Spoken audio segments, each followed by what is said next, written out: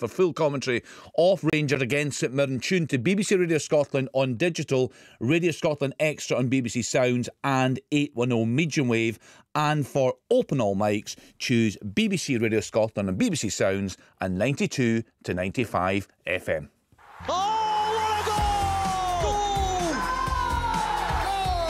All the action. What a moment! From all the biggest games. This is Sports Sound. Oh, it's a goal! From BBC Radio Scotland. Another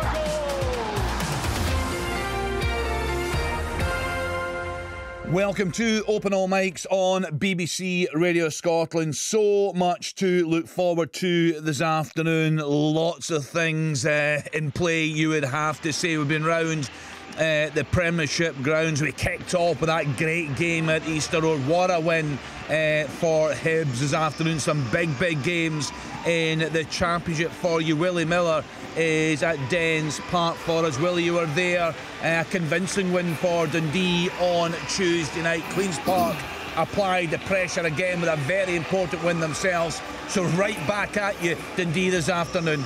Yeah, absolutely, Kenny, and it's a huge game for Dundee, isn't it? You know, same amount of points as Queen's Park, but they've got this game to take them 3 points ahead. But you know, they're coming up against a Morton side that are still got aspirations of getting into the playoff place as well on 47 points. So you know, if they can take the 3 points, then that would give them a real boost in terms of being in that playoff situation. But as far as Dundee is concerned, Dundee haven't scored against Morton this season in 3 games. Would you believe that? But they've scored 13 goals in the last 3 games.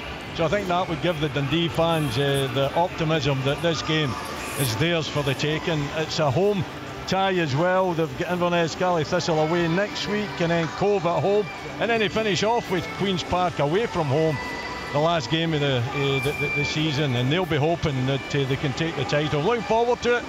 This afternoon, the overhead conditions are brilliant, and the pitch is looking very worn, I would say. Yes. Very worn indeed.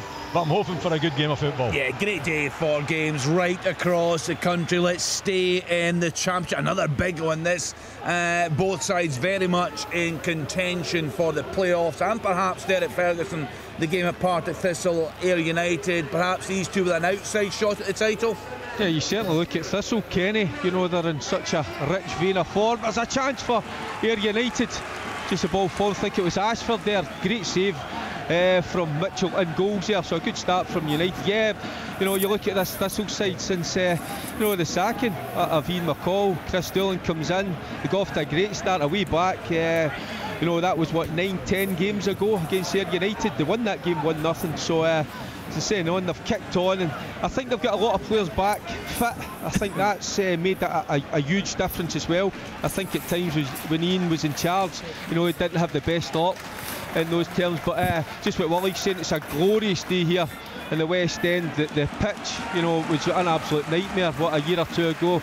It's in pristine condition, so up for this one, that's for sure, Kenny. Yeah, let's hope for a good one there at Firhill. Cove Rangers are at home to Inverness, Cally Thistle this afternoon. There for us is Tyrone Smith.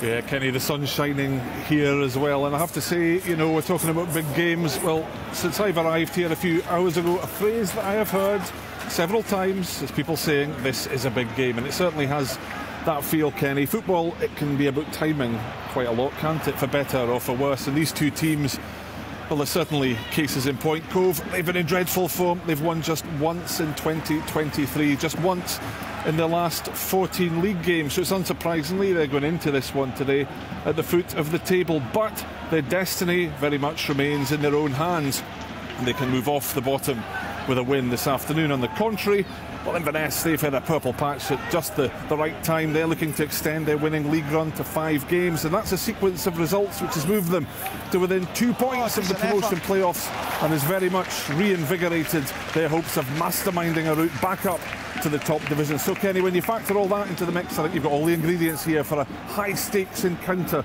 on the south side of Aberdeen. Yeah, it'll be very, very tense. An early chance for you, Alan Preston?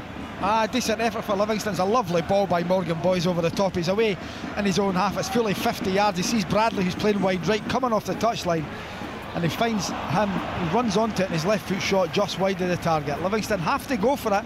as we touched on, Kenny, to try and have any chance of making the top 6 next week. We could be done and dusted today with the top 6 if they don't win. Alan, I thought that was you and your motorbike there trying to make a quick exit. That was me, Willie. Don't worry about that. I'm just glad I'm not Easter Road. It'd be worse. Listen, Alan, I want to get your thoughts for both these sides in the Edinburgh Derby. Before that, let's get into League One. It could be a huge day, Chick Young, for the Pars. Certainly a huge crowd, Kenny. East End Park, I think the capacity here is about 11,000. I would say certainly half full, 5,000 or 6,000 inside the ground already.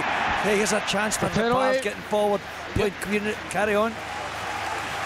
It's a penalty, Rangers. Raskin just goes over right on the edge of the box. Varro, have a look at it. It might have been, I mean, it was right on the edge of the box. It could have maybe just been outside. It's a pass that just sucked Gogic in, I think. Raskin dips his toe in, nicks it first, and he goes over in the box. A chance for James Tavernier to step up for his 101st goal for Rangers. Yeah, it's a long ball over the top. On you go, Alan. Sorry, no. It's a long ball over the top.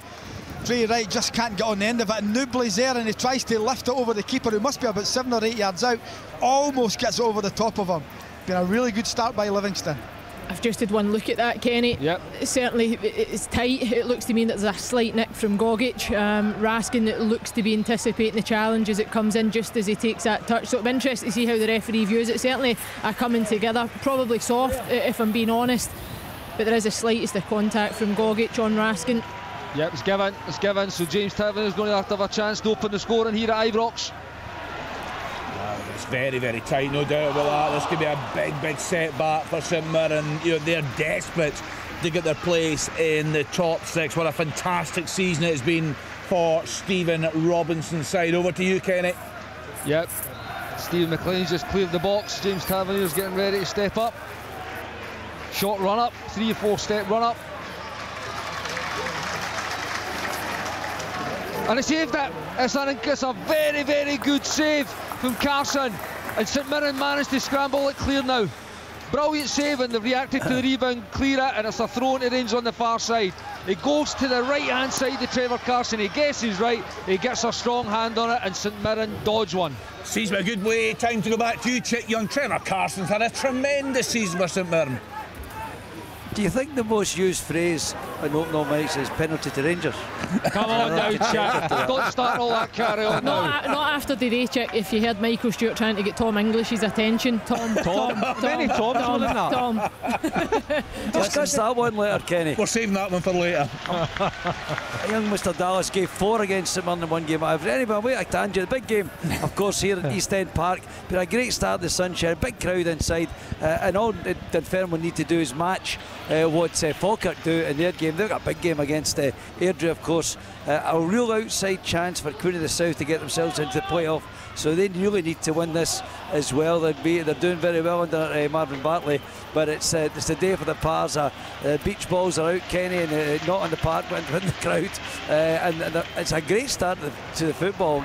Pars had a chance early on, but Queen of the South getting together and coming up the park. Real interesting at the top of this the division, and of course the playoffs ahead, and they work differently between the Championship and the Premier League and Leagues 1 and the Championship. So it's interesting what's going to unfold here, but certainly at the moment, just Dunfermline the better of this game, still 0-0. Kenny, I didn't want to cut across that penalty kick with Kenny at Ibrox, but Thistle should be in the lead. It was brilliant play from Wallace down the right hand side along the byline, cuts it back to Tiffany. He's only 6 yards out, should be put into the back of net. He's just leaning back and skies it over, but should have been 1-0 to Thistle. So Ayr United got off with one, still 0-0. Some early goals. Wraith Rovers 1, Broth 0. Scott Brown on 3 minutes, and also Clyde. My goodness, do they need points. Martin Rennie with the opening goal in 8 minutes. Clyde 1, FC Edinburgh 0. I was just going to say to Derek, stop calling Mary Hill the West End. Well, was it not? It's a Glasgow thing. No. That's the people of the West End. Right, Alan Preston, talk to us about that Edinburgh derby. How badly did Hibs need that this afternoon, and how concerned are you for Hearts? I mean, my goodness, what a dreadful run they've been on. Completely concerned, but take nothing away from Hibs. They had the better of the game. They deserve to win. and they look like the players were playing for their manager today as well, because he's under immense pressure, Lee Johnson. I think if he had lost that, it could have been curtains for him, but he got the victory. And if I'm Andrew McKinley at Hearts, I'm changing my mind about not appointing someone to the end of the season, because I think they should get someone in now who can assess the squad and see what they need, what changes they need. Don't wait to June or July, you'll be missing a trick. Who's there, Alan? I mean, I was looking at the list. There's always managers out there. No, but is there going to be more managers in the summer, Kenny? Well, is there going to be more then? Listen, the obvious one is Stephen Robertson, isn't it? I mean, he's got to be a contender. Of course, 100%. He's done a magnificent job. But is he not available now? Can they not go try and do a deal now to get him in? I don't think that they can afford to wait. Alan, Andrew McKinley says that they are constantly looking for a new manager. That they have been constantly looking for the new manager. So they must have a list of managers that they can go and get. Well, I would think so, will I? You know, I always remember Jeff Brown used to always say that he knew who his next manager would be, and it would change going along, obviously, how long your longevity of the manager you've currently got, but he always had to look around to see who was out there and see who was available. So he always knew, and he always made wise choices, Jeff, with the managers that he picked. But I don't think Hearts can afford to wait to the summer. You can't have a new manager coming in June and July to assess the squad in pre-season and then try and make changes. Get them in now, get the squad assessed, and make your changes in the summer. So you're not giving it to Stephen Naismith? Unfortunately not. No, I'd love to give it to him, but I think he's not ready for it at the moment. I really don't, and I think today's result would maybe put paid to that. Yeah, I mean, how was the performance, Alan? Dreadful. Yeah, so it's not just the result, it's a performance as well, isn't it? If you get a performance and the result maybe doesn't go with you, then you've still got your hat, you know, in the ring. But if the result's poor in a derby and the performance is poor as well, it's not looking great, is it, for the old Jam Taps, I'm afraid. And I don't enjoy saying it, I really don't, Alan. No, but Willie, you were there early on in the season. Willie, you were there earlier in the season. I know. You know, and it's I mean, that's for Hearts to lose 6 in the trot. Incredible. And go down to Easter Road and basically in a second half which was gutless, to be honest. The players didn't turn up. Take nothing away from Hibs, they thoroughly deserved the victory, and I think Hearts were lucky to get away with 1-0. Do you think the change had to be made in terms of the manager, Alan? First and foremost, Kenny, Robbie Neilson has been magnificent for Hearts. He's given 18 years as a player, as a coach and as a manager. But after that 2016 game, there was always that section of fans that just didn't want Robbie to be at the club. And you know, and they're a fan-owned club now, so they've got a real voice in the board. And I think last week when the four sides were shouting for him to go, I think the board have reacted. Is it too soon? Possibly. But take nothing away from Robbie's legacy. He's been a terrific servant to Hearts as player, coach and manager. Brilliant he's been. Yeah, I'll get the guy's thoughts. Oh, chance. Yeah, on you go. Sorry, Kenny. It's a chance here for Conor McLennan. Really good ball, wide on the left. Murphy clips it in. McLennan's header, I think it's right at Shamal George. He's got to do better. Knocks it either side, might have made a difference, but a good chance for St Johnstone. Yeah, well, we'll chat more about that race for third, because I want to get Willie's thoughts. So, you know, listening in last night, I thought that one-horse race. Well, my goodness, they're streaking away, and actually, Willie, I'll get your thoughts on this. I thought Barry Robson, and I was quite critical when he first got the job. I felt he was watching perhaps a different game at times, but I thought he spoke exceptionally well last time. But let's get round the grounds and see what's happening. Rory Loy, what's happening at Fir Park? An awful lot, Kenny. Can you hear me okay? Yeah, got you now. Aye, no worries. Just I accidentally flipped one of these dials with my arm on this kit, and it gives me the fear, these wee kits, that I'm going to lose you. In terms of the football, Dundee United have been excellent in the opening 10 minutes. They've controlled the game. There are no chances to speak of. Stephen Fletcher nodded one down. Paul McGinn, he didn't clear it off the line. He chested it down. It was never going to trouble him. And cleared it fine, but Dundee United have been excellent, really impressed with them. Ian Harkes is causing problems, Sybil's sweeping up any second balls that drop down, and Motherwell really now in the last 30 seconds have had their first bit of controlled possession in the match, but no chances to speak of as of yet. But Jim Goodwin will be extremely encouraged by the start Dundee United have made. There was a golden chance at Ibrox. Kenny Miller, a rare penalty miss. What was a great save actually from Carson. What's happening now? No, Rangers are pretty much in control. St Mirren have had a couple of corners. There was a little kind of scramash in the box, but nothing of real any real opportunity for St Mirren. Rangers real control. Really impressed with Raskin again so far in the first 12 minutes. Raskin and Lundstrom are kind of sitting at the bottom of our box with Cantwell and Tillman kind of really up and close, and really fluid movement between Cantwell and Tillman in behind Morelos and Sakala. But Rangers, really good play so far. Padelso chance here. Oh, Cantwell tries to slip Sakala. It's cut out by Shaughnessy and out for a Rangers throw. But Rangers in control. St Mirren very, very rarely threatening. Stephen Fletcher wants a penalty here, Leanne. Have a look. It's brilliant play from Aziz Biyech down the left hand side, as Sybil gets a shot away just over the bar. He clips a wonderful ball in, exactly the type of ball Stephen Fletcher wants. It's magnificent. It's a brilliant goal from Thistle yet again. I mean, last Friday night, second half against Queen's Park, some of their goals were exceptional. We've got another one. Tiffany scores it. The one-touch football, 35 yards from goal. Absolutely brilliant. And the goal 1-0 up. Brilliant goal. Yeah, they're in great form. Have they come just a bit late with the run, or can they get themselves right in the mix to be champions of the championship? Alan Preston, you were very critical of St Johnstone last weekend. How are they performing this afternoon?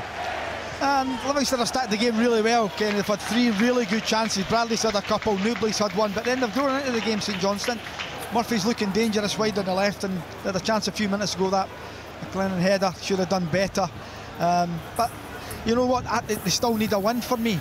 They're 7 clear of Dundee United, 5 clear of County. They still need another victory for St Johnstone. It's a tough one for them. They're not on a good running form, but they are, Kenny, better away from home than at home. They've not won since November at home, but they've got six victories on the road. So we'll see how it goes today. It's going to be a tight one, but I think Livy are going to have to throw caution to the wind if it does stay 0-0, because Davies just going to go for it. It's the last chance for them to try and get in this top 6. If they don't win, or in fact they have to win, a draw's no good.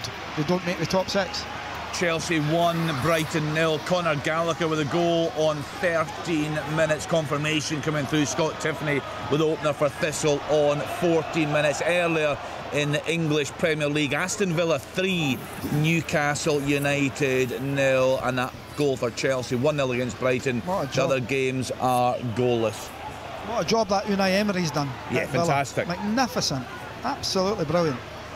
Well, speaking of managers doing well, Willie Miller, talk to us about Barry Robson. I was listening to him last night, and Duke, very, very good again. The defence, rock solid. Yeah. The team looked organised. I thought he spoke so well last night about the preparations, about the game, the threat that Ross County would pose, how they would deal with that. Very calm, very confident, very assured. Yeah, and he's getting results as well. Speaking well, getting the team organised, getting a real team spirit about the club too. I mean, if you watched them, I don't know if you watched them after the game when they celebrated the victory in their own penalty box, which they had to deal with for most of the game, because Ross County just constantly put the ball over the top of them or high balls into the box, but defensively rock solid. I mean, the 3 players that have come in during the last transfer window have been magnificent. Pollock, a youngster, I think it's McDonald as well, and Graham Shinney, who was a little bit unfortunate, I felt, to get sent off so late in the game. But all round, the team are bonding as a team. It wasn't a great game of football. You watched it. I mean, for the purists, well, you'd have went home early. But as far as Aberdeen is concerned, they showed grit, determination, and of course they've got that lethal weapon called Duke up top, who is quite magnificent, and I'm sure I've got to agree with you, Willie. Thank you, Alan. He's a good just sneak into that half team. I don't see him a lot. You do. But yes, he is a terrific player, and what I really like about him watching last night is his work rate. There was one time he was back in the right back area. I know.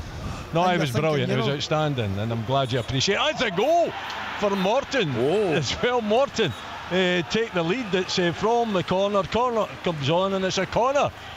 The centre back who takes an overhead kick. It was a strange type of goal where he's facing away from the goal, but it falls for him, and somehow he manages to hook it over the top of his head. Goalkeeper stranded, totally taken by surprise. That nestles the back of the net. Morton take the lead. Well, he's a defender. Did he haven't beaten Morton this season, boy? Chick, I was going to ask Willie about the tackle with Shinnie, because, you know, I mean, I watched the whole game. I've seen the tackle right to the death. You know, what are we going to do? Are we not going to be allowed to tackle? Is that not a red card all day long? How can you stop your leg though? How can you stop the momentum of your leg when you're going into a tackle? You can't all of a sudden put the handbrake on. He's won the ball. He's actually trying to withdraw. Well, we don't tackle then. Do you not think though? I totally take that point on board if it's a 50-50. For me, I don't even know if it was a tackle. But Shinnie's clear favourite to win the ball, 65-35 for me. Wins the ball cleanly? No, he wins the ball, but he doesn't have to go in like that. He can almost control the ball or try. What do you mean he doesn't have to go in like that? He's got to go in with the speed, the force, the aggression to win the football. He wins the football cleanly. I don't agree with that. I don't think he needs to go in. Well, we need to stop tackling then, Rory. If it's a 50-50, I agree with you. It's not a 50. Dan Casey's just put one right past the post. So if it's not a 50-50, we're not allowed to tackle? No. Well, you don't need to do it in that situation, is my point.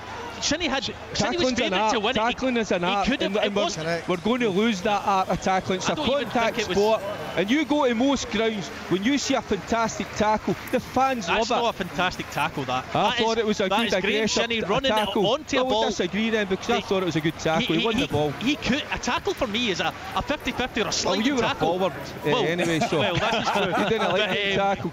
Graham Shinnie, in my opinion, he's almost in possession of the ball. He could be if he wants to just run onto it. Well, he makes the active choice to dive in and lunge to try and win a ball that he's favourite for, and for me it was a red card. Kenny Miller, your thoughts on this one last night? Did you get a chance to see it?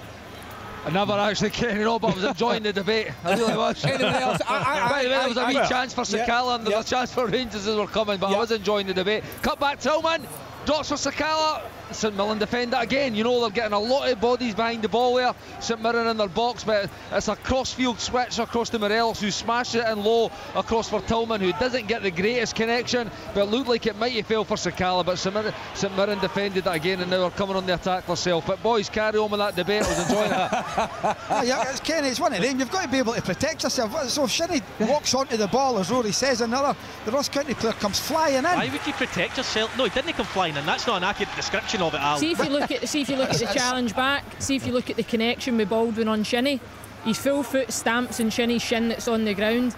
I agree with Derek. I actually think Baldwin put himself in a position because he decided at the last second to dip his toe in and not go through the challenge. I thought Shinnie was really hard done by last night. I really do. Leanne, another thing is when you see it slowed down and then the still images you can send. Look at it in real time. Game. I think you look at it in real time 2 or 3 times, then make your mind up. And when I watched that, I just thought it was an aggressive tackle to win the ball, which you're allowed to do.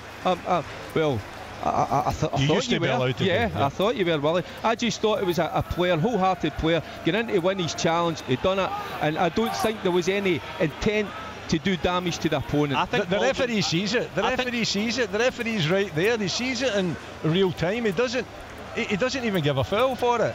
You know, so he's asked then to go and have a look at it, and the minute they're asked to go and have a look at it, you know what's going to happen. What it is as well, Rory, is a statement. Right, it's a statement from Graham Shinnie. Aberdeen are struggling, right? They've no chance of third place. You bring in Shinnie. What does he give? He gives heart. He gives aggression. He goes into tackles. He snarls at people. He talks to referees. He gives referees a hard time. He turns the team around. Now, see if the referee's going to send you off for that, then I think take it. He's sent off. Take it, because it's turned Aberdeen round. It's turned him around because it's a statement. I know what you're saying. Just on Leanne's point, Baldwin, in my opinion, he goes in to almost jockey the ball. He doesn't go in necessarily because he realises he's not getting there first. Shinnie realises he's getting there first. Shinnie goes in, he takes the ball, which he's clearly going to be able to do, and he follows through and gets the man. In terms of Shinnie being in the team to do all these things, I accept your point in terms of why he's in the team, but you can't then dismiss, in my opinion, what is a red card simply because Shinnie's in the team to tackle and turn Aberdeen around. No, that's fair enough, but I think you're in the minority here, Rory. As long as you can admit that you're in the minority, that most of us think that wasn't a red card, then I'm fine. I'll just chance for Livy! Goal! It's a through ball. Goal! On you go, Alan. Way right and whacks it into the back of the net. Livingston 1, St Johnstone 0. It's Kevin Van Veen. He should score first time, and it's a shame for Dundee United to have been the better team in this match, but Mark Benegiti makes a good save. Oh, it's a goal! Dunfermline That's a bit of a free goal, to be honest. I think it's Kane Richie Hostler. It goes through everyone in that Queen of the South defence. And Dunfermline fans around this stadium, packed East End Park, celebrate. It is Dunfermline 1, Queen of the South 0, and the Pars are heading for the championship at the moment. Yeah, it could be a big title party there at East End Park. Chick will bring us all the news, but what a start, what a story it has been for James McPake. He's lost one league game all season. Leanne, you're going to look at these goals. I am, and I'll come to the Motherwell goal first. It's brilliant build-up play. Max Johnson, I think, is it Rory off the right-hand side? He times his run perfectly because he just delays the run though. He just arcs it slightly to keep himself on side. You're right, Van Veen should score first. But he gets there in the end and knocks it home, and I'm waiting for a replay in that Livy goal. But just when you needed a reminder that football wins over VAR and you get 3 goals within a couple of seconds of one another to bring an end to the debate. Fantastic. It was a great spell of action. Actually, quite a few goals going in around the country. Annan Athletic 1, Albion Rovers 0, Aidan Smith on 20 minutes. Elgin City 2-0 up now on 4 for Aaron Reid with the second on 20. Kane Hester with the first goal there. Everton 0, Fulham 1, Harrison Reid on 22. Leanne, you spoke too soon. The check for possible offside. I can only assume it's against Max Johnson, but I didn't notice it in the build-up, certainly. The replay that I seen it, he certainly looked onside, Rory, because he kind of delayed. He was almost off and then he checked and waited, but it might be off the first pass, just at the halfway line possibly. I'm not sure how it looked in the full build-up, but certainly I think Max Johnson looked okay. There was a goal symbol last week that Max Johnson actually scored, and they gave offside at the time, and it was never offside. East Fife 1, Stranraer 0, Luke Watt on 90 minutes. Just confirmed that Dunfermline goal. Kane Richie Hostler on 22. We're waiting for confirmation of that Van Veen goal for Motherwell. And Alan telling us what a fantastic start for Davy Martindale. They've really struggled in recent weeks, Livy, Alan. They have, but they've been terrific today. And wait till you see the Bruce Anderson part in the goal, Leanne. It's really good play by him. Quickly gets turned and rolls it into Newbley. And it's a mismatch in physicality and strength between Dre Wright and Joel Newbley, and he just holds him off. No, you're spot on. I seen it, Alan. But Newbley does really well, because a lot of players in that instance might have looked just for the contact to go down. But Newbley he actually draws the contact to give himself that wee yard. And he does really well with the finish. Why is this taking so long? I think the problem, Kenny, with offsides is they actually, whether they can look at it themselves and see from their naked eye at VAR that they're offside, I think they need to wait on the lines calibrating, and I think that's possibly why they need to confirm 100%. But I do agree with you, it's taken an awful long time. Yeah, we're not even seeing any other replays of it just now, Rory. We've just got pictures of referee Nick Walsh as we wait. Yeah, this could be a big moment. Is there not always trouble there with the lines? Well, it certainly happened was last week as well, yeah, and there was earlier in the season. It was a bad camera angle. Seems to be, yes. What's going on? It just seems the crowd's all booing now. Time, Dundee United fans, Motherwell fans, the whole, in unison. I mean, that's ridiculous. There has to goal be for Motherwell. Goal stands. Yeah, Kevin Van Veen then with a goal. What a season he is having. And actually on players, we discussed this on Tuesday night, so I've got the thoughts of Rory, Willie and Chick, but what I want from the rest of you, and we'll get to this a bit later, is your player of the year. And also just give us another name that should be an honourable mention, someone who won't win it but should be in the conversation. So player of the year, an honourable mention. Can I mention Duke? 1-0 Rangers. Yeah, brilliant. And it's a sensational goal for Rangers. A really well worked team goal down the right hand side. It's Tillman, it's Cantwell, it's Morelos. Morelos eventually lays it off to Tavernier. Cantwell's continued into the box, and Tavernier flashes it across the front post. He manages just to get his toe in and lift over Trevor Carson on the underside of the crossbar and in. 1-0, well deserved for Rangers. It has been coming after that missed penalty. They've had a few opportunities, but that's a really, really well worked team goal. That was an excellent goal, Kenny. I've been looking at Cantwell. He looks lively. He certainly finds different areas in between the lines, certainly when you look at that midfield to front. And he causes an awful lot of problems, but he's always on the move. I like that about him. He doesn't just take up an area and wait for things to happen. He plays and then he plays off it again. And what it's always forward thinking. Yeah, he always works. I mean, what he's got behind the ball, you've got Raskin, who is always looking to play through the lines into Tillman's feet, into Cantwell's feet, and Cantwell and Tillman are really particularly picking up really dangerous positions in behind that St Mirren midfield. But even Sakala and Morelos, they're drifting wide. Tillman and Cantwell are filling the middle areas like he did there for his goal. There's a real fluidity to that Rangers front four. So I'll give you the scores. The early kick-off, Hibs 1, Hearts 0, Kevin Nisbet on 67 minutes. Livingston 1, St Johnstone 0, Joel Newbley on 23. Motherwell 1, Dundee United 0, Kevin Van Veen on 22. And we've just heard there from Kenny, Todd Cantwell with opener for Rangers. Rangers 1, St Mirren 0. Yes. The VAR check for offside, possible offside on this goal. Oh right, we're having a look now. I'm assuming it might be Tavernier. Is it the late Tavernier? No, I actually think it's Cantwell himself that they're looking at, Kenny. What, being ahead of the ball, Leon? Yeah, but I think I don't think he is on that still image that I've just seen. I could be wrong, but it's going to be very tight. It'll be a shoulder job. Yeah, we're just an arms hit, whatever they look at now. No, play on, goal given. Goal given. So Rangers 1, St Mirren 0, Todd Cantwell with the goal there. Yep. Motherwell, well, Fir Park in general, the squad here, their conversion rate from free kicks recently has been quite sensational between Slattery, Goss and Van Veen, and they've got a free kick here, one from which Van Veen scored from a similar distance not so long ago. Niskanen was booked, it goes straight into the wall this time.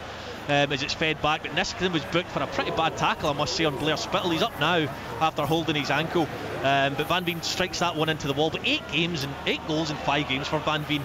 He is in red hot form, and my goodness, what a difference it makes to a team like Motherwell if you've got somebody who can score that amount of goals. Yeah, he's having a great season in the Championship. Cove Rangers 0, Inverness Cali Thistle 0, Dundee 0, Morton 1, Partick Thistle 1, Ayr United 0, Wraith Rovers 1, Arbroath 0. In League 1, Clyde 1, FC Edinburgh 1, Dunfermline 1, Queen of the South 0. If it stays that way, Dunfermline will be crowned champions this evening. Falkirk have just gone ahead 1-0 at home to Airdrie. Kelty Hearts 0, Alloa 0, and also a goal from Montrose. They are now 1-0 up at home to Peterhead. Into League 2, Annan 1, Albion Rovers 0, Bonnyrigg Rose 0, Dumbarton 0, East Fife 1, Stranraer 0, Elgin City 2, Forfar 0, and Stenhousemuir 0, Stirling Albion 0. And in England it finished at lunchtime. Aston Villa 3, Newcastle United 0, Chelsea 1, Brighton 0, Everton 0, Fulham 1, Southampton 0, Crystal Palace 0, Spurs 1, Bournemouth 0. They've just scored. Wolves 1, Brentford 0. Big game in terms of the title race at 5:30. Manchester City at home to Leicester City. Let's get back into the Championship. Let's get to the game. A huge one for Cove Rangers at home to Inverness Cali Thistle. What's happening, Tyrone? Well, it's 0-0, but that doesn't really tell the story of a game which has been completely dominated so far by Inverness Cali Thistle, and it's been very much the Billy Mackay show. He had the ball in the net after just 4 minutes, but that was chalked off for offside. Then he did another effort, shot which went just past the post. The Highlanders' other Mackay, Danny Mackay, he should have scored from just a couple of yards out, but he scuffed his shot, and just a few seconds ago the ball was played in from the right hand side by Cameron Harper. A free kick, and Kyle Gawley, well, what a reaction save he produced to somehow get a hand to it, to tip it over the bar and out for the corner. So with 15 minutes remaining of the first half, it's Cove Rangers 0, somehow Inverness Caledonian Thistle 0. I'll put some names to the goal scorers. Diego Costa with the goal for Wolves in 27 minutes. That has them 1-0 up on Brentford. Innes Murray with the equaliser for FC Edinburgh away at Clyde. Kai Kennedy, he's having a great season. 1-0 for Falkirk at home to Airdrie. Michael Gardine with a goal in 30 minutes. Montrose 1, Peterhead 0. Son with a goal for Spurs at home to Bournemouth. And that is you right up to date with all the latest scores. What's happening then at Gents Park, Willie Miller? Well, it was almost a second for a corner kick from the left hand side that's drifted in. Legsdons comes out, he misses it completely, and a corner gets a flick on it, and you know, he tries to just guide it into the far corner and it just slides by the back post. So Dundee are a shadow of the team that I watched on Tuesday night. Lacklustre, lethargic. It's been all about Morton. Morton are the team that look as though they're going to take the points this afternoon. They've obviously got that goal that should have been 2 there. Dundee were fortunate to see that one scrape past. So, you know, big improvements are required. There's so much at stake for Dundee as well. And as I say, it's a goal for Dundee. It's a cross from the right hand side up at the back post. It's Luke Hannon that gets his head on it, just drifts off his marker, gets above him and nods it into the back of the net. Surely it's offside. Surely the flag has to go up. They put the ball in the net. The flag, does go up, clearly offside. It's Bradley and Anderson. He next passes it through to Anderson, who squares it to Bradley, puts it in the back of the net. Just waiting on that stupid rule again when they're offside and they've got to wait. The flag does go up, miles off. Yeah, I don't think there was any doubt about it, Alan, was it? The replay and certainly the angle I had wasn't great, but he looked like he had a good 3-4 yard start anyway before the cutback came. Crazy that rule, honestly. If it's so clear as that, why can't they put their flag up? Yeah, it's that clear and obvious, but isn't it? I understand the fine margins that you need to allow. That was clear and obvious, Leanne. No, that's what I'm saying, I agree with you there. Yeah, he's actually, this still makes it look tighter than I thought it was. He's definitely offside, but probably a half yard. Let's get to Derek Ferguson, Fairhill. What's happening there, Derek? Still Thistle in charge? Yeah, the pace has went out of the game a little bit. It's suiting Ayr United. They're playing like a 4-5-1. Akinyemi up top, his own, just flooding that midfield. But it's Thistle. They're controlling the game. Foremost, they've had a couple of opportunities. Obviously, that brilliant goal. It's just when they just step up the pace in that final third, they look a really good side. But as I say, the pace has just went out it a little bit, Kenny. I'll throw in one. My player of the year would be McGregor at Celtic. Right, hold on. Give me something to write this down. So you might screw your face up at this, raise your eyebrows, because I did that with a few of my friends, because I picked a team of the year and I put Van Veen in it. And some of them are going, you're kidding me on, but I'm going to put one in. Gogic at St Mirren. Yep. Any time I've watched him, even watching in the telly, I think he does a brilliant job, not just in the middle of the park, anywhere he's asked to go and put in a performance. He does it, I think, and he's improved since I watched him at Hamilton Accies. I think he's kicked on big time. What about him against Scotland? He was outstanding. Yeah, I was just waiting for you, Willie Miller, to come in. There it was. I mean, we were on all that day. No, he was very good, and deployed in a different type position as well. Yeah, I thought he was so that's brilliant. one, Kenny. Just throw that one. No, in. listen. What I'll do is I'll give you what the guys gave us on Tuesday night. So Willie went for Carter, Vickers, and Tavernier. And we pushed him to go for Duke as his honourable mention. Rory went for Kyogo, Player of the Year, and wanted to give Mark O'Hara a mention. Chick went for Callum McGregor, and also Mark O'Hara as his honourable mention. So Derek's gone for Callum McGregor and Alex Gogic. Leanne, let's get yours. I would need to agree with McGregor. I was actually asked to do a thing for this the other day with regards to Player of the Year, and there's a number of players even in that Celtic team that, they're going to go on and lift the title, that's without a doubt, and I don't think it would be fair to pick anybody out with Celtic when they go on and do that and achieve that type of trophy and momentous occasion this year. But McGregor, I just think national team as well, performances, I think the way that he operates in that Celtic team, and regardless of the recruitment and how good it's been for Ange Postecoglou and every impressive player that he's brought to the club, Callum McGregor leads from the front. For me, overall package, Leanne, isn't it? He's out there in his own, Derek. He really is, and I think his Scotland performances of late epitomise that, because a lot of players they want to save their energy at times, and their club football is first and foremost, but McGregor in a Scotland jersey gives you absolutely everything that he's got as well.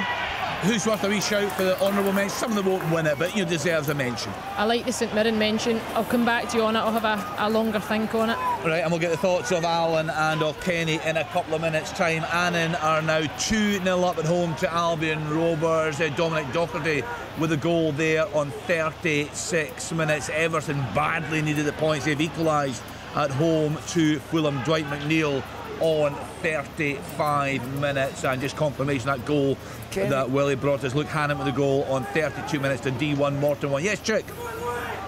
Yeah, just to confirm that, I've just had the official attendance at East End Park. It's just kissing 6,000, that was my guess. 5,892 it is. Fantastic. Officially, so a tremendous atmosphere inside the ground as well. The Norrie McCarthy stand and the main stand packed to the gunnels, and more than half on the far side. There's a little chance for Queen of the South getting forward. Remember, the Pars 1-0 ahead.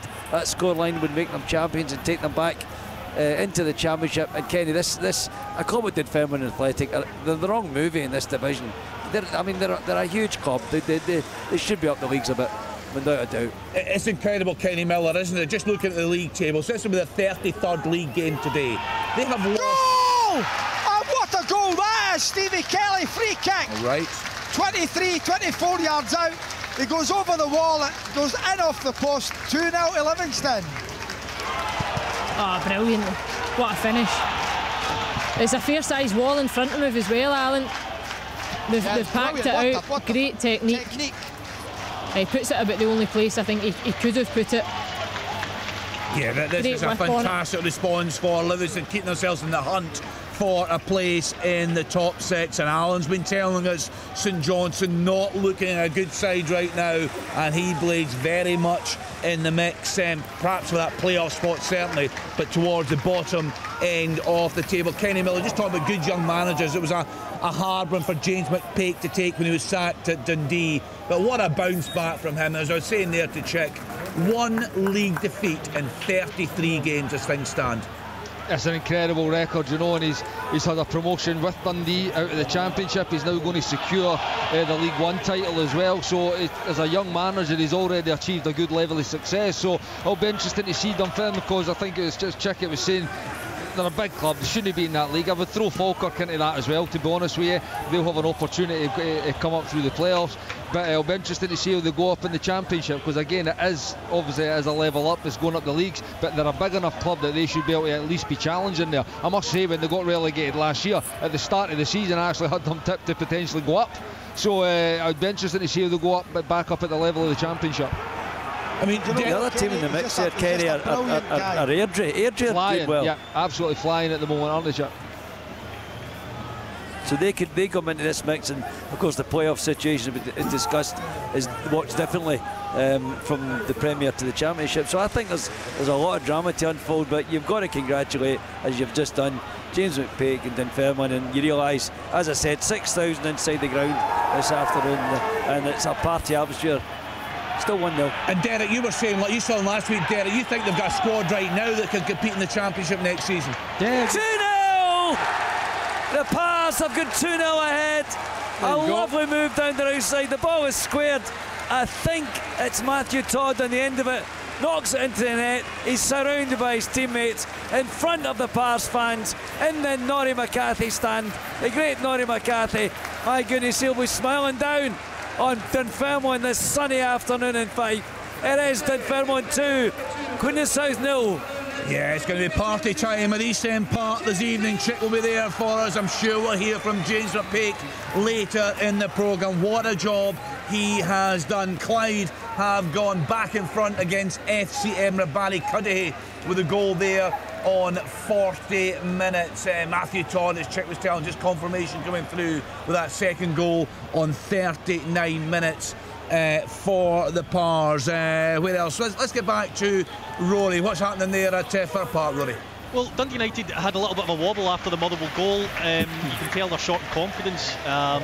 They are starting to come back into the game just now. One thing I do notice about Dundee United is they've got a lot of good technical players, and I include Stephen Fletcher in that, even though he's more of a target man. But I mean, they're using him as an outlet, and in the box he's won 2-3 headers, he's nodded them down. In that instance, you're looking for McGrath, you're looking for Hearts, Niskanen, somebody to get in touch with him. The amount of headers he wins that fall straight to a Motherwell shot, totally unopposed, they just walk it out from the back, has got to be a concern for Jim Goodwin, because they're working the ball into good areas and it's just falling flat on its face because there's nobody in support of Stephen Fletcher, because the guys behind him just all want to try and get on the ball. It could open up for them here right enough with Niskanen. He's closing down on goal. Oh, great tackle. What a sign he's been, Daniel Butcher. Unbelievable tackle on Niskanen. But for Dundee United, they play good football, they just don't look like scoring. For Motherwell, they've been second best in the most part of this game, but every time they go forward, they look like scoring. Yeah, what a season Ken Van Veen is having for the home side. Alan Preston, fantastic so far from the home side through there at Livingston.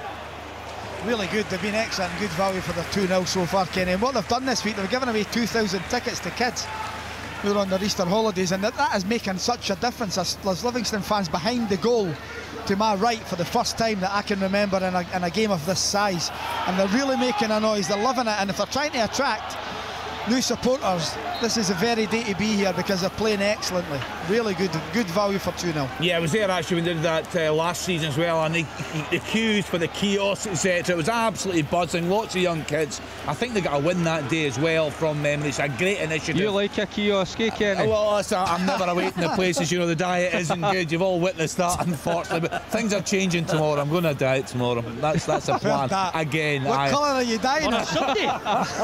I'm going to climb a mountain tomorrow, and then I'm going to go on a diet. That's the plan to get things moving. I need to do something. Right, okay. If we're all having a fantasy, I want shoulder length curly hair. That's actually a good theme for opening all mics, isn't it? But maybe a bit dangerous with some of the ones that are on. Unfortunately, your cowboy hat will hide it. Exactly. He never sent a picture, Willie, did he? That fancy dress party. No, that is never going to see play like that. I look like Woody at Toy Story. Kenny, are we just leaving this, Kenny? Are we just leaving this hanging here? You're climbing a mountain tomorrow. Well, more details. I climbed the same mountain last November, so my daughter said, let's go and climb a mountain tomorrow. Ben Ann, just outside Calendar. It's quite steep. Is that you just back for last year? It took quite a while, but see when you get to the top, fantastic views. That's the plan. That's tomorrow. a Monroe. No, it's not. It's not, unfortunately. No, it's. I'm just testing you, Kenny. No, it's not. Okay, here's a quick quiz question. Monroe's obviously 3,000 feet and over. What's below that up to 2,500 feet? Oh. Up to 3,000 feet. Oh, what is Do you know what it's called? Anyone? No. Anyone? Come on. Gillian Sands. I'm going to tell Kenny. A Corbett. My pal Jimmy's got one. Yes, Chuck. Is the bigger one a Barker? You got all the jokes, not all the mics, all the top quality jokes. I've got. It's at the crossbar. I'll delay the joke. What a chinner. Nearly 3-0 for Dunfermline. So, my pal Jimmy says, you shrink as you get older. Yeah. He's got a wee pal called Shuggy Monroe. He says he's lost that match. He's leaving the Monroe anymore. That's not bad, is it, Leanne? It's not bad. What part of you shrink? Honest to God. Is that you warming up for the dinner check? Brighton have equalised away at Chelsea. Danny Welbeck with a goal on 42 minutes. East Fife are now 2-0 up against Stranraer. Alexander Ferguson on 40. And that's you up to date. Leanne, have you got your other player to mention for Player of the Year? Well, I've looked at my notes there that I had from the other day. I don't think I can get away from Duke, so Willie Miller will be pleased. Oh, yeah, he won't win it because, and if they finish third, it's going to be an outstanding achievement. But he's been a consistent threat, I think, throughout. He's been a brilliant signing right for the get-go. Even through the weeks when results perhaps weren't going their way, he was always a shining light, I think, in that Aberdeen side. So it's got to be him. Marcus Fraser's probably another one in that St Mirren side, based on performances that I've watched throughout the season as well, and the position that they find themselves in the league. But there'll be many players, when you look at the types of seasons that some of the clubs have had, that will fly under the radar, no doubt. Half-time, Clyde 2, FC Edinburgh 1, Montrose 1, Peterhead 0, Stenhousemuir 0. The leaders in League 2, Stirling Albion 0. We'll get Alan Preston's and Kenny Miller's Players of the Year into the second half. Half-time whistles will be going around the country. 0-0. Okay, thanks to Tyrone. So Cove, as things stand, still bottom of that championship table. 1 point behind Hamilton Accies, 4 points behind Arbroath as things stand. Kenny. Yep. That's half time at East End Park. Can I just mention this will be doing a Dunfermline hero proud this week. I don't know, but going to go up a bus. The great Wally Callaghan passed away during the week. Great servant at Dunfermline. He died on Thursday. So just to announce that around, I actually got in touch. Tom Callaghan Jr., another Dunfermline star, got in touch with me there just to remind me. I knew of that news, I was going to mention it anyway, but yeah, that's a great tribute to him. And Dunfermline leading 2-0 at half time on their way back to the championship. Yeah, what a season they have had, and it'll be interesting to see how they do in that championship next campaign. Half-time, Kenny. Partick 1, Ayr United 0. Yeah, and very much, you'd have to say, in the mix for top of the table in that championship. As things stand, Dundee 58 points, Queen's Park 57, Partick Thistle 54, Ayr United 50, Cali Thistle 49, Morton 48. So lots to play for. Oh my God, what a goal from Mark O'Hara! Unbelievable strike. Just at the end of the half, St Mirren were just pressing. There was 3-4 crosses, comes into the box. Right hand side, I think it felt his strain. He crosses it and it deflects. O'Hara gets on the edge of the box, takes it on his chest, looks like it might have bounced away too far. He chases on it and volleys a right foot shot in off the post, top corner of Alan McGregor's goal. Out of the blue, 1-1 Rangers St Mirren, and it is a wonder strike for O'Hara. Continues this incredible run of form he's on. Wow, I'm just seeing it again, Kenny.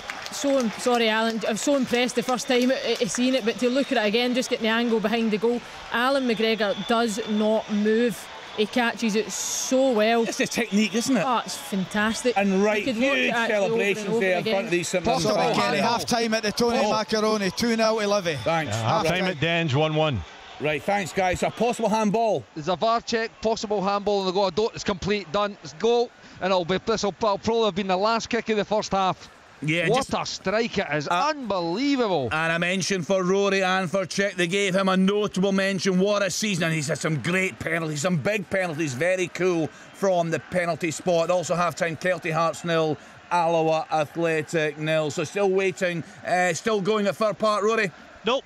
Just as you come to me there, half-time whistle is blown. It's Motherwell 1, Dundee United 0. Kevin Van Veen with the goal, as you'd expect. He has had a tremendous season. Actually, Chick was asking the question on midweek open all mics, could he be playing for a bigger club? I mean, he's 32, 33, but he is a terrific striker. What a run Motherwell are having under Stuart Kettle. With that result at lunchtime, killed their hopes, outside hopes, given they've got to go to Celtic Park, albeit, of making the top six. So still playing there at Ibrox, Kenny. It's been a fantastic fight back from Saints. It has been, it's been a good game. Rangers have been excellent. Probably should be more than the one goal up there in what they were. But St Mirren did have a couple of chances on 30 minutes. Kilty robbed Davies, another really sloppy mistake for Ben Davies. And Kilty goes through, and he could have shot, but he probably made the right decision to try and cut it back to Curtis Main. But he got it all right. They were 2v1 against John Suter. Kilty then had another shot 3 minutes later, edge of the box, straight down Alan McGregor's throat. So they have had their moments, but there's been most Rangers, they must have had 70% of the balls. But St Mirren, with that wonder goal for Mark O'Hara, they've just gave themselves something to hang on to now, and this must be fast approaching half time now. Yeah, fantastic. And we touched on it earlier on in terms of their battle. Yeah, that's half time, Kenny. Thanks, good stuff, Kenny Miller. So that's one apiece there at Ibrox. Tavernier had a penalty saved by Trevor Carson early on. Campbell, it was a great move from Rangers. He opened the scoring on 26 minutes, but right on the stroke of half time. And watch this one on Sports Scene this evening. What an equaliser from Mark O'Hara for the Saints. Great celebrations in front of that away support. A beautiful day around the country, and so many stories developing on Sports Sound this afternoon. A reminder, we're on until 7 o'clock every Saturday. We have got some guests joining us at 5:30 this evening. Also lots of fans will give their say. We've got some Hibs fans, Hearts fans, Rangers fans, I think there's Dundee United fans joining us this evening on Sports Sound. So lots coming up this afternoon. Do stay tuned. For now, we're going to hear all the half-time reports. So much to talk about on BBC Radio Scotland. On digital radio, FM, online at BBC Sports Scotland, your smart speaker, and on BBC Sounds. This is Sports Sound from BBC Radio Scotland. There's no substitute.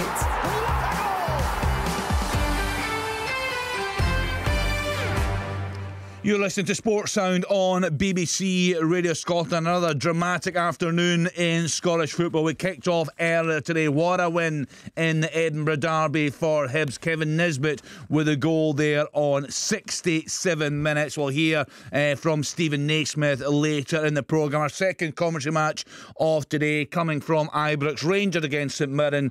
There for us, Stephen Craigan and Thomas Duncan. Yeah, thoroughly enjoyable match this, Kenny. I have to say, Rangers thought they took the lead through Todd Cantwell after 26 minutes, but they could have been ahead much earlier. They had a penalty when Nico Raskin was fouled right inside the box by Alex Gogic. James Tavernier stepped up. You'd expect him for all the world to just bury it and Rangers to take a 4th-minute lead, but Trevor Carson flung himself down. Fantastic save, and that kept St Mirren in the game. And they hung about for a bit, but Rangers just gradually started to play their way into the game, played some really nice stuff, culminating in Cantwell's second Rangers goal.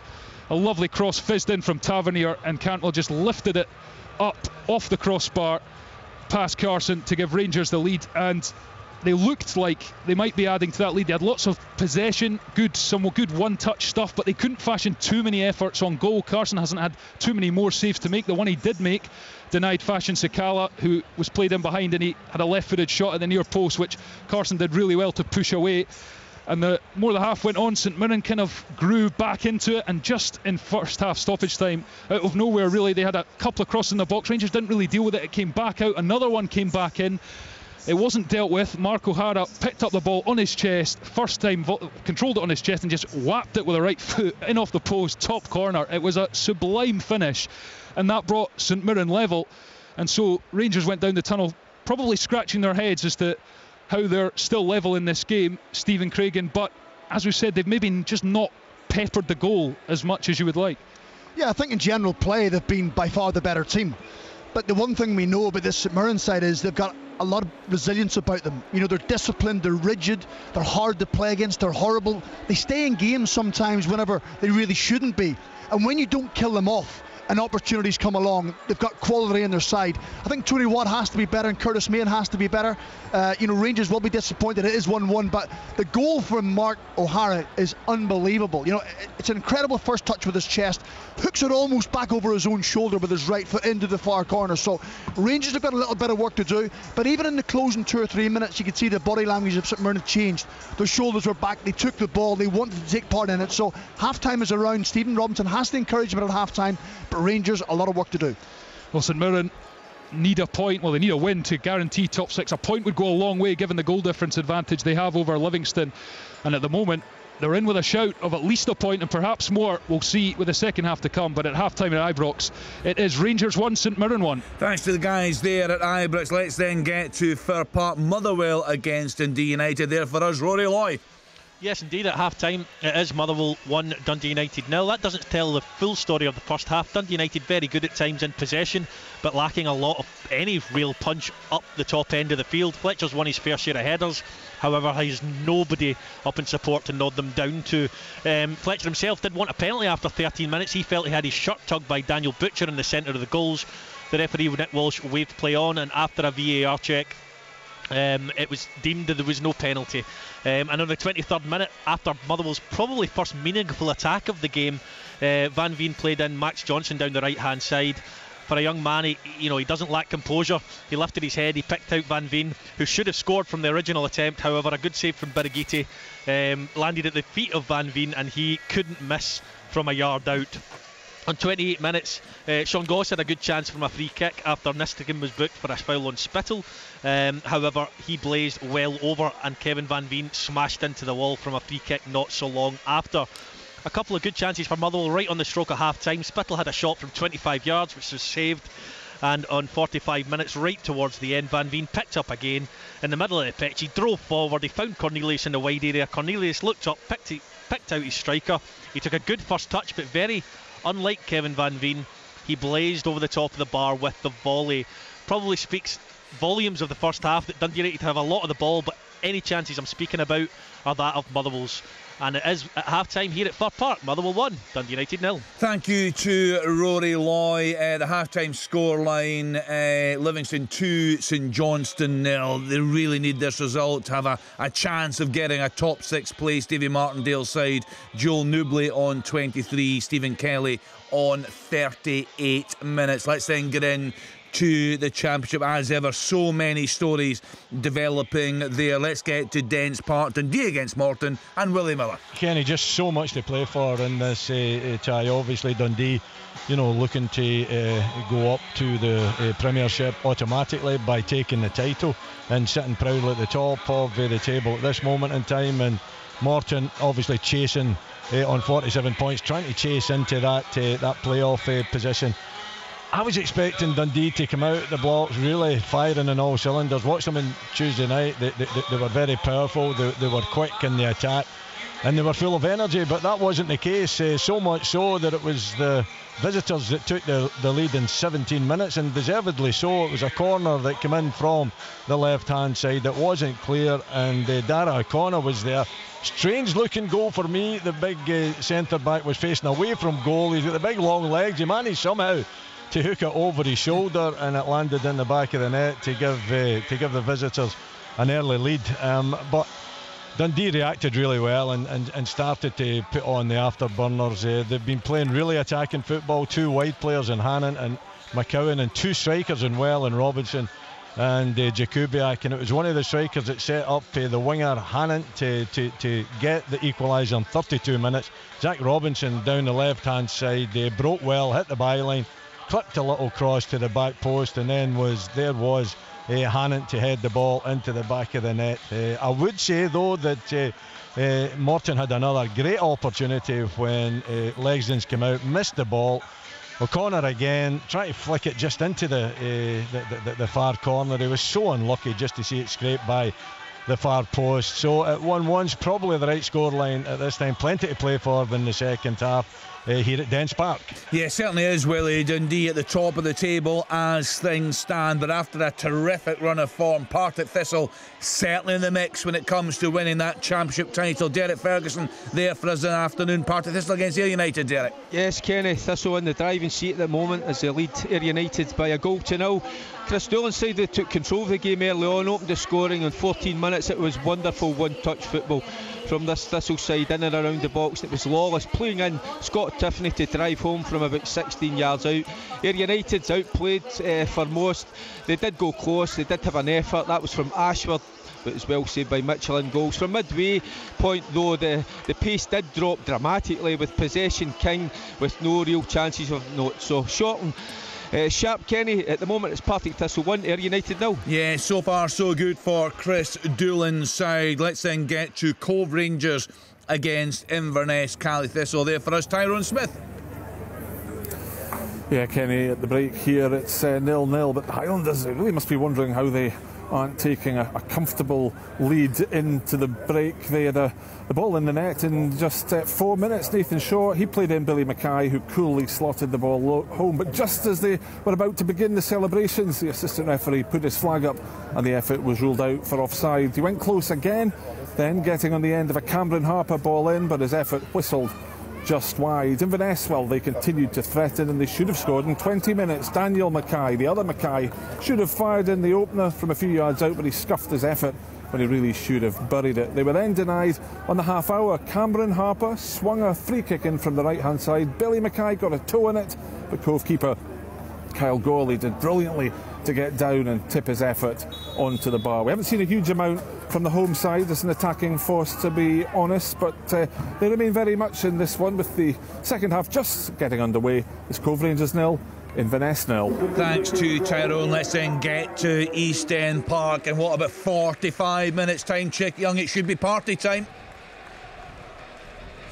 Yep, I think so, Kenny. I think the Old Town will be rocking tonight. It's nearly 6,000 inside East End Park. They're seeing Dunfermline heading towards the championship again. They lead by 2-0. The first goal from Kane Hostler. It was a bit of a fluke, actually, to be honest with you. Hit it low into the box. I think the goalkeeper was totally one-sided and it ended up in the back of the net. The second goal, though, was a class act, finished by Matty Todd, set up by Lewis McCann, and I have to say Dunfermline have a real grip on this football match at the moment. I can't see Queen of the South coming back from this and upsetting the apple cart. Who knows, of course, in this wonderful game of ours, but at the moment I'm sure that Dunfermline will be partying tonight. 2-0 the lead at half-time against Queen of the South. So the half-time scores in the Premiership: Livingston 2, St Johnstone 0, Motherwell 1, Dundee United 0, Rangers 1, St Mirren 1. The lunchtime kick-off, Hibs 1, Hearts 0. More reaction to come to that later in the programme. In the Championship this afternoon, Cove Rangers 0, Inverness Cally Thistle 0, Dundee 1, Morton 1, Partick Thistle 1, Ayr United 0, Wraith Rovers 1, Arbroath 0 in League One. Clyde 2, FC Edinburgh 1. As Chick was just telling us, Dunfermline 2, Queen of the South 0. They have lost just one league game all season. Falkirk 1, Airdrie 0. Kelty Hearts 0. Alloa 0. Montrose 1, Peterhead 0. Into League 2, Annan Athletic 2, Albion Rovers 0, Bonnyrigg Rose 0, Dumbarton 0, East Fife 2, Stranraer 0, Stranraer down to 10 men, Elgin City 2, Forfar 0, Stenhousemuir 0, Stirling Albion 0, and in England, the lunchtime kickoff, Aston Villa 3, Newcastle United 0. It's Chelsea 1, Brighton 1, Everton 1, Fulham 1, Southampton 0, Crystal Palace 0. It was a late start between Spurs and Bournemouth. It's now 1 apiece. A goal there for the away side just before the half-time break, and it is Wolves 1, Brentford 0. 5:30 kick-off, Manchester City against Leicester City. So all the second half action to come for you on Sports Sound. And a reminder, we're on until 7 o'clock this evening. Lots of reaction. We'll get some fans on the programme, some lighter touches as well, and some music. So very, very good the last couple of weeks. So plenty more on that to come on Sports Sound this evening. So a choice of listening once again on Radio Scotland for full commentary of Rangers against St Mirren. Tune to BBC Radio Scotland on digital, Radio Scotland Extra on BBC Sounds and 810 medium wave. And for open all mics, choose BBC Radio Scotland on BBC Sounds and 92 to 95 FM. Football from Sports Sound. Brilliant drop of the shoulder. What a goal! From BBC Radio Scotland. There's no substitute. Welcome back to Open All Mics on BBC Radio Scotland. Just waiting for some of the second halves to get up and running. Let's get to Alan Preston through there. Livingston against St Johnstone. It was a great opening first 45 for Livy. Joel Newbley with the opening goal on 23 minutes. Stephen Kelly on 30. We've got a problem with the line. I just want to speak to Alan because he's been highlighting for a couple of weeks now that St Johnstone have been really, really poor. Let's then get to Rory Loy. This remarkable run under Stuart Kettlewell continues, Rory, and also a fantastic season for Kevin Van Veen. Yeah, unbelievable Kevin Van Veen, the goal scoring run he's on.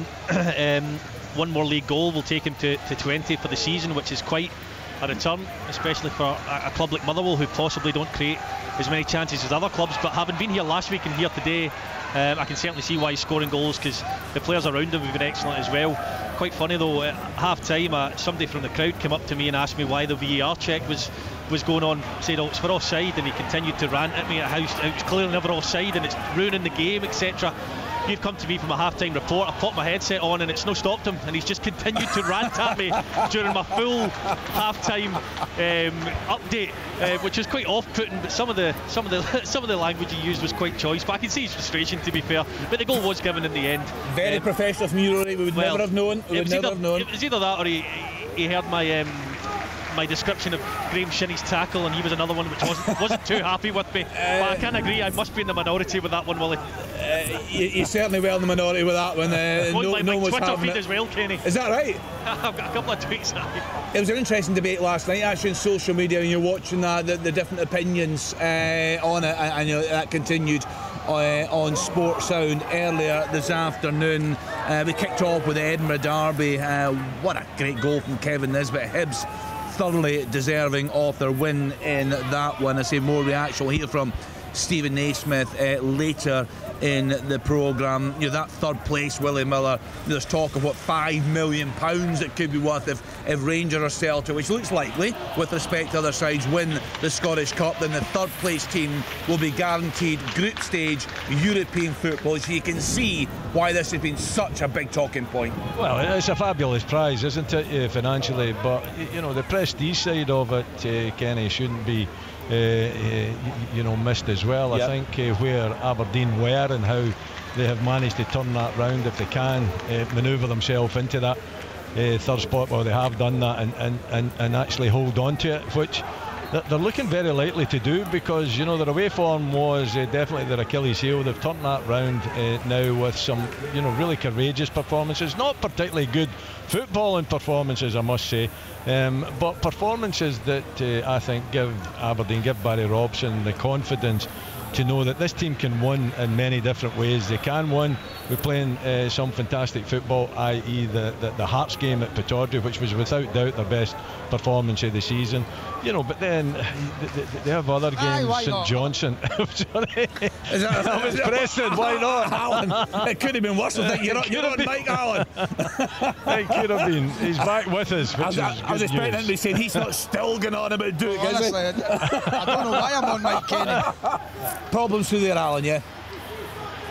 Honestly. Yeah. A few technical issues. Duke's it's all right, Alan. I didn't say that you had fallen asleep or anything like that, because I'm a teammate.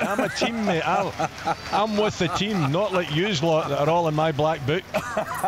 Excuse me, Willie Miller, don't you tar me with the same brush as the rest. Okay, Leanne, you're not in that book. Of course you're not. You're a teammate. We never got a half-time report from you. I know you've had some technical problems through there, but I was just saying you've been highlighting for a couple of weeks now the concerns you have over your former club. He's winding you up, Kenny. It's been tremendous. He's in, Van Beek, goal for Motherwell. The flag's gone up. It was very, very tight. I have to say, I was right in line with it, and I can't tell whether he was just off or just on. It's extremely close, but the finish is sublime once again. In off the post, cutting in from the left-hand side with his right foot. 2-1 Rangers. Yes, Kenny. Yeah, it's a free kick, left-hand side. Barisic swings it in. Sorry, the right-hand side. Barisic swings it in left-footed, and Sakala gets the run on the St Mirren defence and stoops low to header it into the bottom corner past Trevor Carson. Great start to the second half for Rangers, just before the 48th minute mark, back in front. Kevin Van Veen looks to just have strayed offside, Rory. That's going by. They're home and try now, Dunfermline. It's a third as a tap in for Craig Whiten. Great break down the left-hand side, and the simplest of finishes for the striker. Dunfermline are marching towards the championship now. 3 ahead, and East End Park celebrates every man and woman in this town in the ground, on their feet, applauding Dunfermline. Dunfermline 3, Queen of the South 0, championship. Here they come. Yeah, what a story. Check, is it not a City?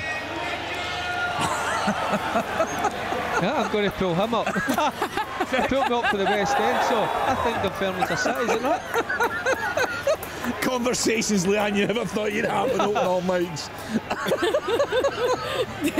What did he say? He said, is it not a city? Come on, check. It's a kingdom. Well, it's not. I tell you what, it's not in the West End. He's buying himself time, Derek. No, Derek said he was in the Upper West End. I think it all goes down to if you've got a flat, in that area, then it's a West End check, isn't it? Well, exactly. Well, a point I made in this programme before. It depends whether you're buying or selling. Anyway, I think he's made a fair point. I think the fair one is a city now. I apologise, Derek. You got that one right. I just couldn't hear what you said for the racket of these people, the citizens celebrating. Yeah, so Dunfermline, what a time it has been for them this season. James McPake, I'm sure we'll get him live on Sports Sound. Chick will look after that later in the programme. Crystal Palace, the Roy Hodgson effect continues. Easy with a goal on 54 minutes. Goal for Cove Rangers. That's a big you can probably hear by the cheering. It's the home supporters that are cheering. A lovely free kick from Ian Vigors, 20 yards out. He stepped up and he just curled it into the bottom right-hand corner. So a vital goal for Cove Rangers. Remember, if they win the game today, that would see them move off the foot of the championship. It's Cove Rangers 1, Inverness 0. Yeah, potentially a huge moment for Paul Hartley and his side. It's been a torrid time, but my goodness, that could be some result this afternoon if they can hang on against Inverness Cali Thistle, who have been on a terrific run of form. Good save there, Liam Kelly. First time he's been really called into action in this game, and it was Ian Harks. Fantastic chance. Biach does so well. He flicks the ball over Paul McGinn. He drives across the box. He plays it to Harks, and Harks goes low with the instep, and Liam Kelly saves it right at him, to be fair, but he still did well to save it. Dundee United got a corner now, looking a little bit more lively. I'm assuming, Kenny, that we've lost Alan Preston, but St Johnstone have just passed up an unbelievable chance to get themselves back in the game. Graham Carey, it was. Carey. Yeah, Alan, you can talk us through it, but it was a glowing chance. Yeah, it came on at half-time, and it was a real opportunity for St Johnstone. Brilliant Callum cutback. Davison sent them out 5 minutes early. Yeah, really good cutback, and Carey on his weaker right foot hits the ball over the top of the bar, but Callum's clearly not happy. 10 minutes and he sent them out. They stood, the St Johnstone players, in the pitch on their own, trying to discuss what's going on, because they're, at the moment, they are in free fall as well just now. They're in a real bad way, and they can get sucked right into this, not only playoff spot, but possible relegation. Aina had a chance from that corner there. I think he's got to do better. He misses by quite a distance, which suggests he's under pressure. It looks like a free header to me, and another massive chance for Dundee United in the space of 2 minutes. Fulham have gone 2-1 up away at Everton. Harry Wilson with a goal on 51 minutes. The home side looking a fair bit of control. Kenny Miller at Ibrox. Yeah, they are, and it's also James Tavernier free kick just as you came away, saved by Trevor Carson. Yeah, they've taken control since they went 2-1 up there. I mean, they're pretty comfortable. I've not really seen Alan McGregor called into too much action in the second half, if any, and they're going down the right hand side again. Fashion Sakala, who's actually been a real threat again today since he's came back into the team. He's been out of the team for a couple of games, but he's came back in, he's looked lively. Obviously adds that pace to that front line of Rangers. He's been a real threat today. Kenny, what did you make of the news that Ross Wilson was departing the club? Do you think it was the right time for all parties? Well, listen, it certainly looks that way. I mean, he was under an increasing amount of pressure along with Stuart Robertson. I think it was about 5 or 6 games in a row, Kenny, where the posters were displayed. The fans weren't too happy about Ross and Stuart and the job that they'd been doing. So he's moved on to a Premier League job, a Premier League at the moment, and it's an opportunity for him. But I think when you look back on his time, I think it has to be viewed as one as a successful time. Obviously the title was won, the Scottish Cup's been won for the first time. They went within a kick of the ball of the club's second European trophy. There's just been a little bit of kind of poor recruitment, I would say, over the last couple of summers after 55, where the club never really kicked on, and then probably money was wasted at the start of the season. Starting lineup hadn't been approved, but listen, it's done now. Rangers need to move on. Whether they place someone in the role between now and the end of the season or not remains to be seen, but I would imagine summer recruitment is well underway when you hear the way Michael's been speaking for the last month or so. Yeah, Kenny, do you think there's a requirement for that role at Rangers? Because we know how things work at Celtic. They're the benchmark, and Ange Postecoglou doesn't have someone. He appears to do the vast majority of the recruitment himself. I'll get back to you in a minute, Rory. Oh, massive chance for Furlong. This game's really came to life. Chances at both ends. He gets in behind his opposing full-back Freeman. A good flick on from Mandaron, and he gets in behind and he tries to half volley and completely miskicks it, miscues it. But that's a huge chance for Motherwell. There's chances at both ends in opening 10 minutes of this half. Really entertaining game. Kenny, your thoughts on that? If Rangers require that position to be filled, or do you think they don't really need that? Listen, I don't think they need it at the moment. It seems to be like the way they've talked about it for a few seasons, that they wanted to maybe go down that kind of structure at the club. I don't think they need it at the moment. Like I said, I think the summer recruitment will be well underway. I think that was almost a brilliant goal.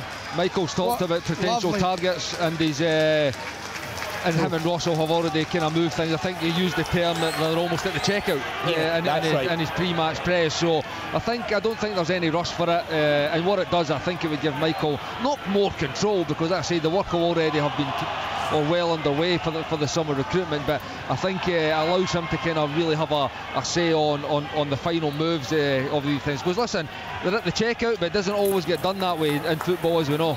Yeah, we'll hear from Michael Beale later in the programme. A chance for you, Alan. That was a lovely 4-man move from Livingston, and it was Montano who was almost on the end of it. It's a lovely ball in by Anderson. Montano making his 50th appearance for Livingston today. Just couldn't control the ball when he's about 5 yards out, the goal gaping in front of him. But Livingston again still on the front foot, still the team that are pressing and look the much better side. 2-0 they're leading. Airdrie have equalised away at Falkirk. Callum Gallagher with a goal on 58 minutes. Let's then get back to Willie Miller at Dens Park. What's happening there, Willie? Yeah, it's probably stalemate. That there hasn't been too many opportunities created. Probably the best one, Luke McCowan, should have. He's got to score. Sorry, Willie. Should have finished. Anderson's got to finish the game. Yeah. Really good finish. Luke McCowan had a great chance, Kenny, at the back post, but his header wasn't directed with enough accuracy, and it slipped past that post. So it's getting a little bit aggressive out there. There's a lot of heavy challenges going in. There's not a great deal of football being played. It's been fiercely contested, I would say, in the second half, and it's still 1-1. Yeah, just an explanation. There's obviously problems with Alan's line. It's not any longer! Yep. It's Morton that take a free kick with the left foot. It's a magnificent strike. The fans are not too happy, I'll tell you who it is. I think it's a corner. Again, he's not facing me, but he's a big man, big stature there. It's not, it's actually his teammate Jack Baird that's whipped it in with the left foot. I think that's right. Yeah, I'm sure it is, or is it? Listen, I'll get back to you on who actually scored. It's a huge goal, Will. It's an absolutely huge goal. Yeah. It might have been Robbie Muirhead. They're all looking a little bit similar there. Can't just get the number on the back, check. I just can't get the number on the back. Don't be taking any stick from him on this front, Willie. Oh, don't worry about it. Don't worry about it. We won't go into penalties, but there you go. Anyway, the news is that Morton have taken the lead with an absolute screamer of a free kick into the top corner. 2-1 to Morton. And that is Derek Ferguson. Very good news for Partick Thistle. He certainly is, Kenny, but they need to get themselves going, you know, since the goal. Robbie Muirhead. Thanks, Willie. Since they've scored, they've tailed right off, you know, in the games there, to go and grab it with the neck, but they're not doing it. They've made a change. They took Tiffany off, which I'm not quite sure why, because he's the one player that looked as if he was creating. They brought on Aidan Fitzpatrick. I just thought maybe Graham up top, just tying a little bit. I think they need a little bit more pace, a little bit more movement. But the goal that they scored, it was absolutely terrific, but I've not had anything like that so far, and you could just see Ayr United getting a little bit more confidence, growing into the game, and a lot more possession of the ball, and just Thistle sitting off at the moment, strangely, and obviously when they do that, the crowd's really quiet. Latest scores, Livingston 2, St Johnstone 0, Newbley bad mistake from the defender. He's let Van Veen in. You don't want to do that. Oh, he's missed it. Big save from Mark Birighitti. It was Aina, loose in possession. Van Veen 1-on-1. You put your mortgage on him, especially the run he's on. Birighitti saves. Great save from Birighitti. What a chance for St Johnstone to get back in the game there. Montgomery to the byline. He flips it out to the edge of the box. And coming onto it, Melker Hellberg on the volley, right foot just wide of the target. Would have got St Johnstone right back in the game. So in the Premiership, Livingston 2, St Johnstone 0, Motherwell 1, Dundee United 0, Van Veen with a goal, Rangers 2, St Mirren 1. Really good goals in that game. Cantwell on 26, good team move. Mark O'Hara, fantastic solo goal right in the stroke of half time. Sakala has Rangers in front on 48 minutes into the Championship. So many stories developing. There could be a fantastic one for Cove Rangers. 1-0 up against Inverness Cali Thistle. That takes them off the foot off the table. Dundee going for the title behind at home to Morton, losing 2-1. Partick Thistle right in the mix now to be champions. They are 1-0 up at home to Ayr United. It's Wraith Rovers 1, Arbroath 1. That's a big goal. Arbroath equalising there in that game. In League 1, it is Clyde 2, Edinburgh 1. It's a rock in the park for Dunfermline now. They've gone 4-0 ahead. They are definitely heading towards the Championship, and they're doing it in some style. Two players into the far post. I'll confirm the score in a minute, but there's no doubt about it. I think it was eventually Craig Whiten with that final touch. Gets over the line just at the far post, and it is Dunfermline dancing and singing their way back to the Championship. They now lead Queen of the South by 4-0. And just as they were going further ahead, Falkirk have fallen behind at home to Airdrie. It's now Falkirk 1, Airdrie 2. That scorer Callum Gallagher with his second of the game for Airdrie. And as Chick was saying, Craig Whiten with a goal for the Pars there in League 1. Kelty Hearts 0, Alloa 0, Montrose 1, Peterhead 0 in League 2 this afternoon. Annan Athletic 2, Albion Rovers 0, Bonnie Groves 0, Dumbarton 0, East Fife 4, 10 Manchester 0, Elgin City 2, Forfar 0. Yes, it's another goal for Morton. It's 3-1 for Morton. Cross from the right hand side. And it is Jack Baird in this occasion that dives in at the back post. It's a diving header and he buries it into the back of the net. Oh, things have went from bad to worse for Dundee in this second half. They look dejected out there, but certainly Doug Emery's a happy man down there as he sees his team going 3-1 up. It's a goal at Cove. It's an equaliser for Inverness. It's now Cove Rangers 1, Inverness Cali Thistle 1. They were handed the chance to equalise from the penalty spot after Aaron Doran was brought down in the box, and it was that man Billy Mackay. He stepped up, cool as you like, to slot it into the net for 1-1. Yeah, real sickener for Paul Hartley and Cove Rangers. Inverness Cali Thistle in the hunt for a playoff spot. Correction, Kenny, it's Robbie Muirhead that gets it goal. Robbie Muirhead, thanks Willie. What a terrific result is on the cards for Morton. Just having a look then at that updated championship table. So as things stand, Dundee 57 points. Queen's Park 57 points. Oh, it's a goal! It's Dundee United, and you have to say, on chances created, they deserve it. It's Niskanen. Harks does brilliantly again. He gets to the byline, he runs in behind the defence and he cuts it back, and Niskanen finds the far corner.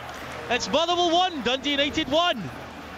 That's a nice, well-worked goal, isn't it, Rory? Nice football, nice cutback. Niskanen picks up a brilliant space and he just slots it home, really cool and calm. I was waiting for it to pop up on the screen just as you were describing it, and almost was expecting him to go and lash at it in the position that he was in, but he just opens up that left foot and slots it home. Really good support play, good numbers as well from Dundee United inside the Motherwell penalty area. Some of the fans, second half, Leanne, really enjoyable. I think some of the fans have got wind of the result at the moment up at Dens Park, but they've got to play their part, they've got to get behind the side. They've been really quiet so far, but you know, sometimes the onus is on the players, but you know, when you know the score and there's an opportunity, to peg back that lead, they've got to get them going, but they're just sitting quiet at the moment. Flat. I mean, Derek, and you look at that championship table, Derek. So at the top, Dundee 57, fantastic. Queen's Park 57, Partick Thistle 54. Then in terms of that playoff spot, Ayr United 50, Morton 50, Inverness Caledonian Thistle 48. At the bottom are Brough 33, Cove Rangers 30, Hamilton Accies 29. It delivers every season, Derek. Absolutely. So it's only Raith Rovers that are not involved in anything. Absolutely nothing to play for, really, but everything else is on the line. And this afternoon, and you think about Dundee, Willie, they've had spells to look like going on a run, and then they hit a setback for a couple of games. They've just never really kicked on. They've had their opportunity this week, and right now they're not taking it. It's a magnificent opportunity as well with the home game. They played extremely well against Raith Rovers, and you expect them just to take that into this home game. They haven't done that. They've only got Cove at home. That's the only home game from here on in that they've got, and you're thinking, well, if they can take care of Morton and Cove, that really gives them a huge opportunity to finish at the top of the table, but they haven't been able to do that in the second half in particular.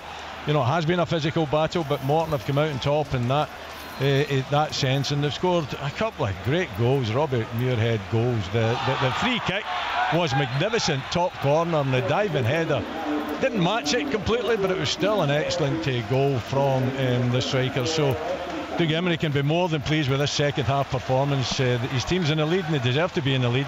Easy with a second goal for Crystal Palace. 2-0 up now away at Southampton. A real struggle for Saints. East 5-5, Stranraer 0. Luke Scullion with the latest goal on 64 minutes. What's happening at Ibrox, Kenny Miller? Just a corner just came in there. St Mirren have got a chance to re-deliver it. Coming back in now. Deflected. Lundstrom defends it. There's about 5 players going for a header. There's a shot. O'Hara! It's 2-2! It's O'Hara again! Unbelievable! It's a second phase come back in for the corner. I think it was maybe Stray that's delivered it. There was about 5 players went up for it. John Suter was one. I think he was the one that got his head on it. And it just felt like O'Hara, who takes a touch and on the half volley smashes it through a rookie players and into the bottom corner. Alan McGregor again. Obviously unsighted, doesn't move, bottom corner, it's 2-2 and game on again. Rangers in complete control, but St Mirren are just not giving up, they're not going away, and they've got themselves back into it again. Do you know what that is as well, Andy? It's such a sweet strike, it's a technique again, isn't it? It's brilliant, but he picks up those spaces as well, that he just gives himself a couple of yards to adjust his feet. and get the ball moving. Alan McGregor, he doesn't move again. Kenny's right, he is unsighted to a point, but defensively, when you look at the number of Rangers bodies that's there, it's a brilliant hit from Mark O'Hara to find the space. Is it the quickness as well, Leanne? He's touched, because the touch and the Kenny, hit another is goal so quick. Very little backlift, Kenny. Yeah, Tyrone. Yep, and it's gone to the visitors. A remarkable turnaround in this one. It's Cameron Harper. He twisted and he turned to the edge of the box, and he just unleashed a lovely shot, which just found its way past Kyle Gorley and into the net. So, having conceded first in the second half, Inverness have now turned this game right in its head, and they now lead by 2-1. Yeah, that is a huge goal for both sides there this afternoon. Cameron Harper on 71 minutes. That Mark O'Hara goal coming through on 65. His second of the game. The first, an absolute cracker. The second, really, really nice technique. Wolves have gone 2-0 up at home to Brentford. Spurs now behind at home to Bournemouth. Dominic Solanke with a goal there on 51 minutes. That's you right up to date with Kenny, all the goal news. Yes, Kenny, Derek. on that Championship, just looking at Thistles. There's a shot, good shot from McGinty. No, I'm just looking at Thistles next. Oh, he's in, play him in. Aki's touch. Oh, Stevie, oh, he's gone down. Oh, penalty kick for Dundee United. It was an unbelievable breakaway, I must say. Cornelius wanted a penalty at one end. He drove forward. Fletcher flicked it inside. He gets the ball again. He takes a poor first touch. Liam Kelly comes sprinting out. He wipes him out. And Nick Walsh points to the spot. It looked a penalty to me. Leanne, you'll maybe be able to confirm. Yeah. They get one back. Dundee gets one back. It's a free kick that they've been awarded on the right hand side. It's curled towards the back post. And it is, in fact, number 9 who is, I'm just looking through, it's Thomas that scores it for Dundee, the sub that's came on. He drifts in at the back post. He's completely unmarked as the free kick comes in, and it's a bullet header into the back of the post, into the back of the net from the back post. Oh, they've equalised there, United, and it's that man Akinyemi. Oh, it was horrendous play from.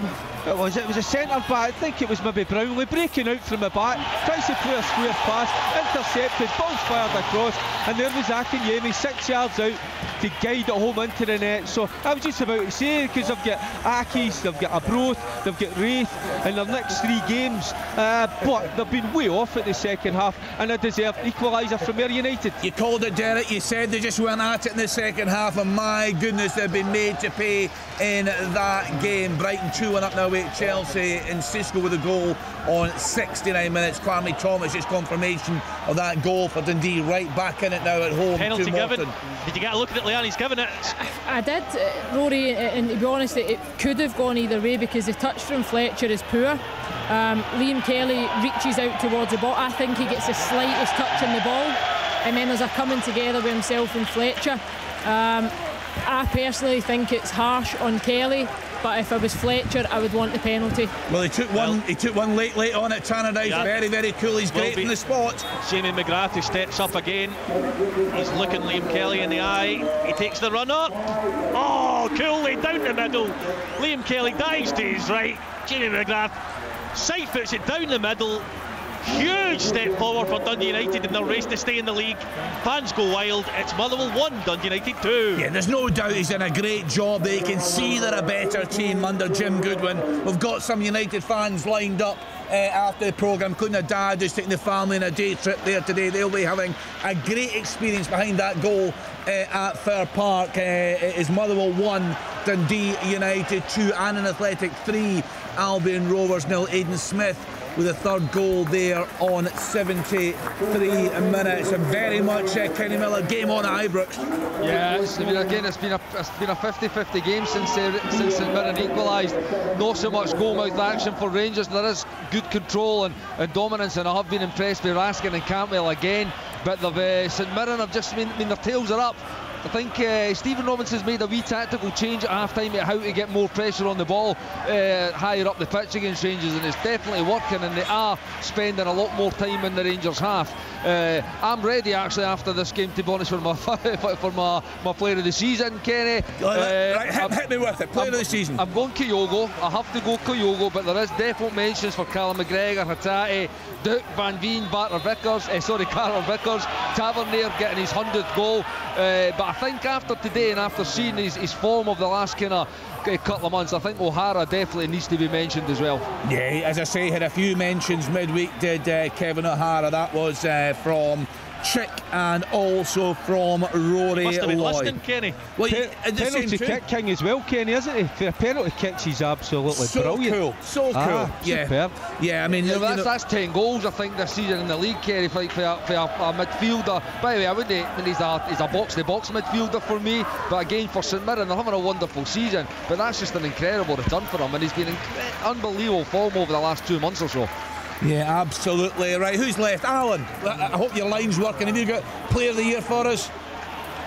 Kenny, for me it's McGregor. I think Kyogo's been brilliant as well, but Callum McGregor, just every single week, he's 8 and 9 out of 10. He's magnificent, McGregor. And I actually wrote down O'Hara, and I've got a witness next to me, Amy Canavan. I'd said to her O'Hara before my line started playing up the first half. O'Hara's been absolutely magnificent, and also Willie's man Duke has been a breath of fresh air. Yeah. He's been a breath of fresh air, Duke, to the game, and long may he continue in Scottish football for Willie's sake. That almost sounded sincere, Alan. Right, so just to go through that actually, so Kenny Miller went for Kyogo, an honourable mention for Kevin Mark O'Hara, Alan Preston, Callum McGregor, Mark O'Hara, Derek Ferguson, Callum McGregor, Alex Gogic, Leanne Crichton, Callum McGregor and Duke. Willie Miller went for Carter Vickers and Tavernier, couldn't split these two, and Duke is his honourable mention. Rory, Kyogo and Mark O'Hara, Chick, Callum McGregor and Mark O'Hara, and that's the guys have given their thoughts on who player of the year will be. Chick, when will that actually come out? I know it's always strange the timing of it. Well, speaking as the president of the Football Writers Association, I'm clearly going to defend our decisions versus the players, but the players are early. Our dinner this year is the 28th of May, so all the league will be finished, the cup final still to come, and the votes will start to be gathered into May. So a pretty genuine reflection of that time of what's done and dusted. I think in the past, Kenny, there have been instances of the decision being made far too early, with decisions still to come within the game. I think the manager of the year clearly is going to be Ange Postecoglou, but you've got to say, if you're talking about honourable mentions, then Stevie Robinson at St Mirren again is a magnificent job. But I think the players' dinner is James McPake. 2 weeks before that, the 14th. Yeah, good shout, Alan. Yeah, very good shout. But I'm not really arguing with you, Alan, but I think at the level, it's a tremendous performance. But you're talking about the top division where Stevie Robinson has done it. But yeah, I'm not taking anything away from James McPake because I've been interviewing him in about 20 minutes, so clearly I'm not going to say anything untoward.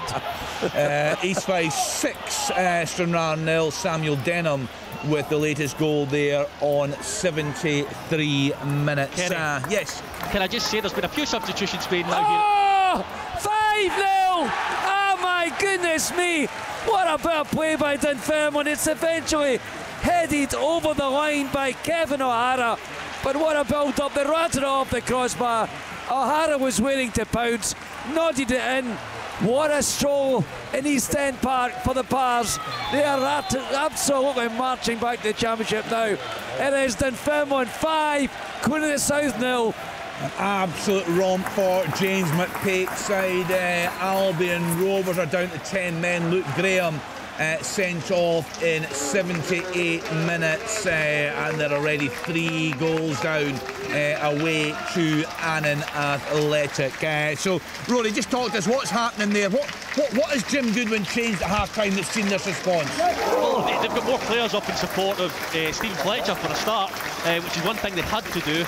Niskanen's been running beyond, Hart's has been running beyond, they've been getting to the byline, they've been cutting balls back, and they've just grown in confidence. The counter-attack which led to the penalty, whether it's a penalty or not, the counter-attack was really, really good. I must say, went into Fletcher, he knocked it back, the midfield were up in support. Fletcher got it back again and they ultimately win the penalty. Now, what I was going to say before is Harry Payton and Jack Aitchison have come on for Motherwell since 2-1, but at one each, Jim Goodwin brought on 17-year-old Rory McLeod, who have heard a lot of good things about, and to bring him on in this type of situation when the game was at the time one each shows an awful lot of faith in a very young man, and he's looked good since he's come on as well. Alan Preston, just a wee bit more chat in terms of the situation at Hearts. I love a rumour, lots of rumours doing the rounds this week. We heard Stephen Naismith saying one of the first things he had to do was tell Robert Snodgrass he had no future at the club. That's been an incredible turnaround for Robert Snodgrass at Hearts, hasn't it? There's been so much going on. You with us, Alan? No. On and off again. I mean, Liam, we've heard there's all sorts of rumours, and we touched on this earlier today. And I was at a game with Michael Stewart at McDermott Park. He ran the show that night, Snodgrass, but it seems that teams have cottoned on how to play against him and that Hearts midfield. But Michael was saying earlier, to actually get rid of them with some of the games they've got left this season seems a bit strange. Yeah, but it's a huge call, isn't it? It might not be strange if you're internal at the club and you understand what's been going on and you understand the reasons behind it. I don't think we've really had an explanation for it. You mentioned the rumours that are flying about. I'm sure there'll be more of that until we at least hear from Robert Snodgrass and his version of events, or a Robbie Nielsen or a Naismith explains it. But it's a huge call because he was brought to the club to bring experience, to add leadership qualities, to add a bit of steely quality to that midfield, and that was what for huge parts of the season he offered. You know, in the 7-month spell that he's been there's been numerous games that he's performed really well. He's dictated the game, but I would agree, I think teams then cottoned on to the fact that a lot of Hearts' play was going through Robert Snodgrass. I then think the balance in the midfield at times was changing. The personnel due to injuries and inconsistent form meant that was always changing. I don't think there was ever a real fluidity to what was happening in the number of weeks that have gone by. And when you look on social media and you look at the fans, it just shows you how quickly football can change and people's perception and opinions change of you, because a lot of the fans were agreeing that it's a good decision that Robert Snodgrass has gone. Yeah, Kenny Miller, what do you make of it, Kenny? You know, it's a huge call. I mean, I think you've seen a similar call for Barry Robson when he first stepped in. I mean, he got rid of his captain, he made some big decisions early, but good and strong decisions when you look at it. I mean, that would have been a hard one for Stephen Naismith. I mean, he's been a teammate of him for Scotland. He's obviously been in the club and he's known him a long time, so he's obviously felt it's the best thing for the group to make the call. I mean, one thing they're losing is a player of great experience and some real quality, as you've talked about. He's ran games for Hearts at times, but obviously we don't see what goes on behind the scenes. But what is a big strong call in Stephen's first days as a manager. Yeah, certainly it has been a big call. I'll run through the latest scores for you in the 3 o'clock kickoffs in Scotland this afternoon. Livingston 2, St Johnstone 0, Motherwell 1, Dundee United 2, Rangers 2, St Mirren 2 into the Championship. So much chopping and changing again this afternoon in this league. Cole Rangers 1, Inverness Cally Thistle 2, Dundee 2, Morton 3, Partick Thistle 1, Ayr United 1, Raith Rovers 1, Arbroath 1 in League 1. Clyde 2, SC Edinburgh 1. An absolute romp on the day. Dunfermline will be crowned League 1 champions. They are thumping Queen of the South, who've been in great form, by 5-0. Falkirk 1, Airdrie 2, Kelty Hearts 0, Alloa 0. Montrose have just gone 2-0 up. A goal! Yep. Alfredo Morelos. It's good play. It works its way from the left. It finds its way out to the right-hand side with Tavernier. He cuts it back.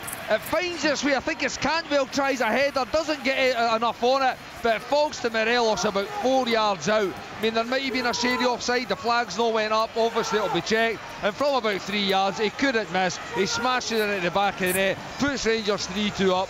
And it's last 12 minutes. St Mirren have got to come back into this game again. How's he performed today, Kenny? Morelos, his overall play? He's been, I thought the first half he was very lively with Cantwell, with Tillman, with Sakala. Second half he's been really, really quiet, but he finds himself where he should be, right in the middle of the 6-yard box between the sticks, and it is as Cantwell tries a header. I think it actually deflects off Shaughnessy and it ends up right at Morelos' feet. He's not going to miss for there. Rangers 3-2. So listen, he's been okay It's not the Alfredo, the best version, there's no doubt about that, but he's got his goal, he's put a shift in, and I thought, like I said, first half, the front four of Rangers was quite impressive how they were playing. Kenny, how's Matondo been since he's come on? Obviously, coming up to the summer, there's a lot of chat about the different players and whatever else that have been signed. Is really Matondo, quiet, Rory. He's been really quiet, yeah. I mean, he's receiving the ball, he's back to goal for the most part. I mean, obviously he's got lightning pace, and you would really like to see him on the wings 1v1 with players and using that pace, but I think he's receiving it not in a great position. He's been really quiet, not really affected the game.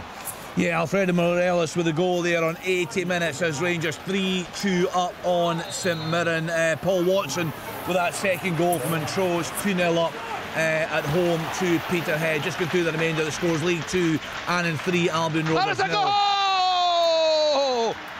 2 goals in quick succession for Alfredo Morelos, and it's a counter-attack, and just when you mentioned him, Rory, it goes down, Rami Matondo goes down the left-hand side. He was bearing kind of down on goal, coming in for the left wing, but he has the presence of mind just to roll it back across, diagonal pass back across just the right-hand side of the penalty spot, and Alfredo strokes it, and 2 goals inside a minute for Alfredo. Rangers 4-2, and I must say that will be a game over.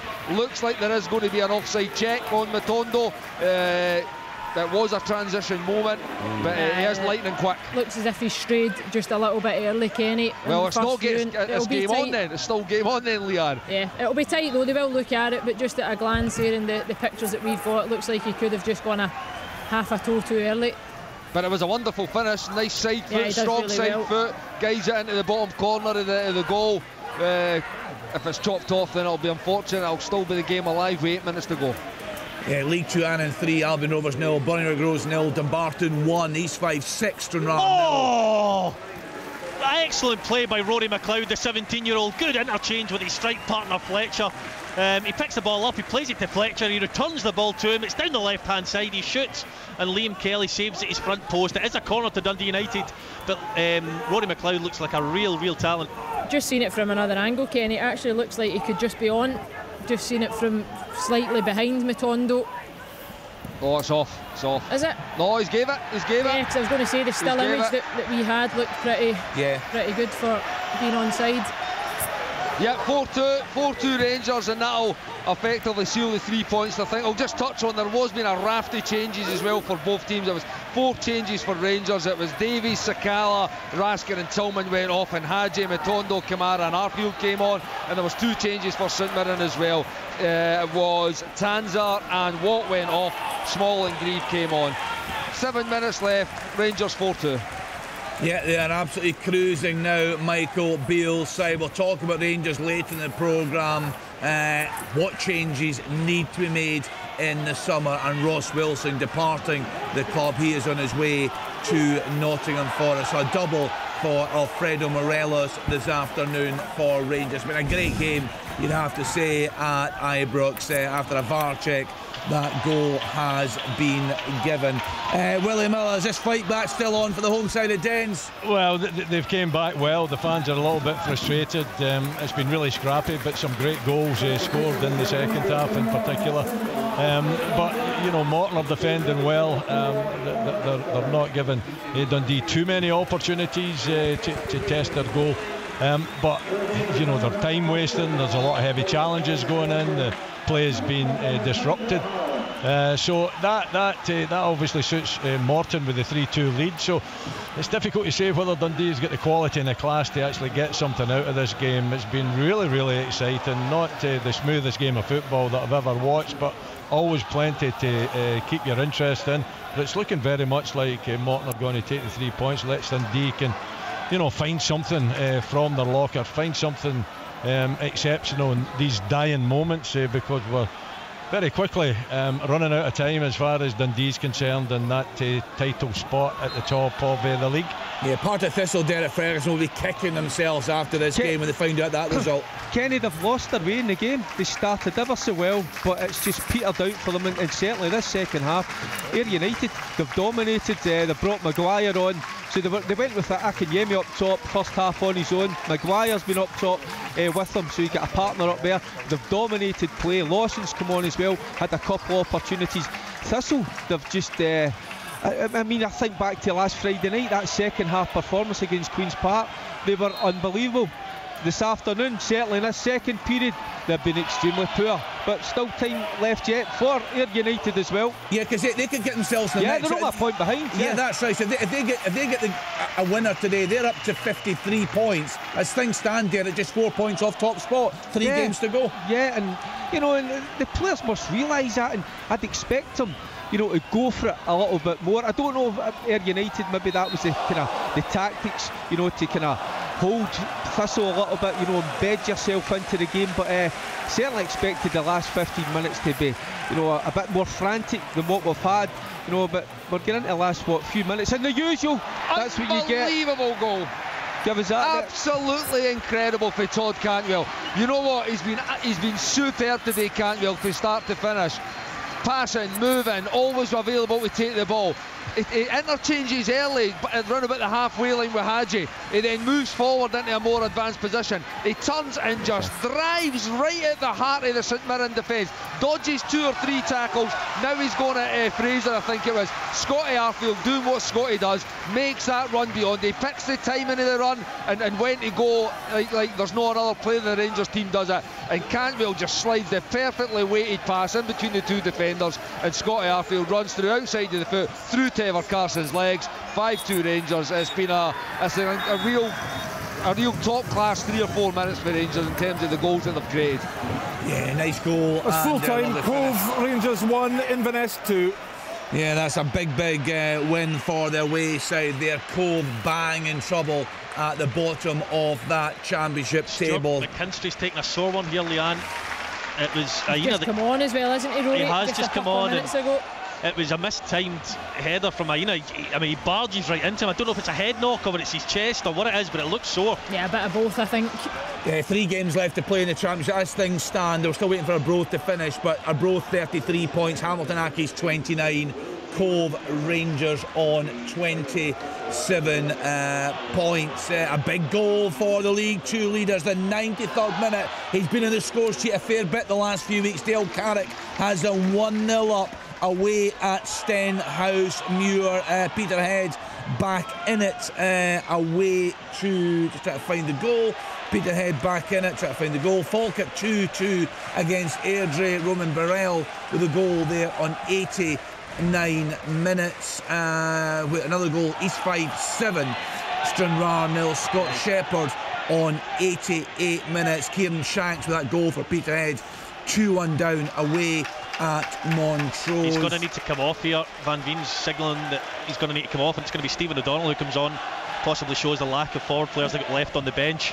But just looking as well, I know it's a good bit away, but with Dundee United now occupying that 11th spot and Dundee toiling at home, can you imagine a 2-legged Dundee derby to stay in the top flight? Oh, we'd love that. We would absolutely love that. You know, I mean, as things stand. There it is! The full-time whistle has gone to East End Park. The Dunfermline players, the substitutes, and right into the centre of the circle here. They go to one another, they hug, they celebrate, and the party has started. 5-0 to Dunfermline on the day. They turned over Queen of the South. What a huge day. The goal scorers for the record book were Hostler, Todd, Whiten get 2 and O'Hara with the 5th one. They form a circle in the centre of the park, and this crowd of 5,892 inside East End Park this afternoon celebrate and applaud their team. What a magnificent performance. 1 defeat in the league all season from James McPake's side. They are worthy winners. They will play championship football next season, and my goodness, the happy faces down there as Queen of the South just trudge off the park. Disappointed what they produced this afternoon, but it's Dunfermline's day. The city of Dunfermline celebrates. They have defeated Queen of the South by 5-0. Fantastic. Well done to James McPake and his Dunfermline players. Just in terms of that table, at the bottom of the Premiership, Dundee United up to 10th. Kilmarnock plays Celtic tomorrow, so Dundee United 28, Kilmarnock 28, Ross County 27 points, St Johnstone just 4 points above Dundee United now, with just 1 game to go before the side splits. I know that Kilmarnock are away at St Mirren next weekend. Inexplicably, McKinstry's going to come back on. He just popped up. O'Donnell was stripped, ready to come on. What a header that is from Stephen Fletcher. And the defensive sense, he's won a few of those. So good in both boxes, as they all say. Really, really good defensive clearance. McKinstry is going to come on again, but there is 8 minutes added on here. Rory, would I be right in saying that Aina was booked for the challenge on McKinstry there? Yes, he was, yes. And McKinstry was then subsequently asked to leave the field of play for the set piece to then be taken? Yes, and I think that was Stuart Kettle, one of his issues, but the reason he went off was because I think he had a bit of blood. So no, I get that, but surely a head knock, it's at least a 3-minute window to treat a head knock on the pitch, and then you're left with a player less to then go and attack a set piece or defend a defensive transition. It's madness. I'll be honest, I don't know about the 3-minute window myself, but I know he had blood on his nose and his face, so I think maybe that was the reason why. But yeah, all good. Full-time score: Annan 4, Albion Rovers 0. As Chick said, Dunfermline 5, Queen of the South 0, Elgin City 2, Forfar 0. The top 2 have won. Well, they're not quite over the line yet. Dumbarton 2-0 up. Russell McLean the second goal on 94 minutes away at Bonnie Red Rose. It's an equaliser for Dundee. A corner from the left-hand side, and it is Thomas again that gets the final touch. It's not cleared, it drops to the substitute, falls to his left foot, and it hits it not with a great deal of pace, but it certainly finds the back of the net. Dundee have been pushing for it, and they've been rewarded with an equaliser late in this game. Kenny, here in the West End, it's finished Partick Thistle 1, Ayr United 1. Good stuff, thanks to Derek Ferguson. Perhaps a missed opportunity for both these sides this afternoon. That'll be bad news to them both. Great news for Alloa. Connor Salmon with a goal in the 93rd minute. Kelty Hearts 0, Alloa Athletic 1. Falkirk 2, Airdrie 2. Full-time score: Wolves 2, Brentford 0, Southampton 0, Crystal Palace 2, East Fife 8, Stranraer 0. Connor Young with the 8th goal in the 92nd minute. Annan 4, Albion Rovers 0. Full-time Clyde 2, FC Edinburgh 1. Derek just confirming Partick Thistle 1, Ayr United 1, and that's you right up to date with the latest full-time scorelines. Just Stenhouse-Muir 0, Stirling Albion 1, so the league leaders winning. They of course had that game against the Barton called off very late in the day on Tuesday, about half an hour, 35 minutes before kick-off.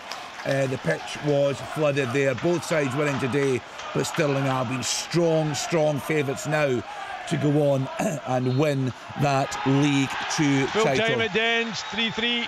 That was a late goal for the home side there. How important will that be come the end of the season? That has them at that top of the championship table. They came from 3-1 down at home to Morton this afternoon. Morton still in the mix to get into the playoff spots in the championship. Still all to play for. Lots of stories at the bottom. Cove Rangers 27, Hamilton Accies 29. Arbroath are on 33 points. That's just finished. Wraith Rovers 1, Arbroath 1. So a vital point there for Dick Campbell's side in the battle to beat the drop. That's now confirmed. Kelty Hearts 0, Alloa 1. That late goal there from Connor Salmon in that one. That's you right up today. So still playing at Ibrox and still playing in your game, Rory? Yeah, we're still playing. Not too much is happening at the moment. Motherwell trying to get the ball back, but Dundee United doing well in possession, but it's still Motherwell 1, Dundee United 2 as we go into the closing stages. And an absolute rout from the home side in the second half there at Ibrox, Kenny Miller.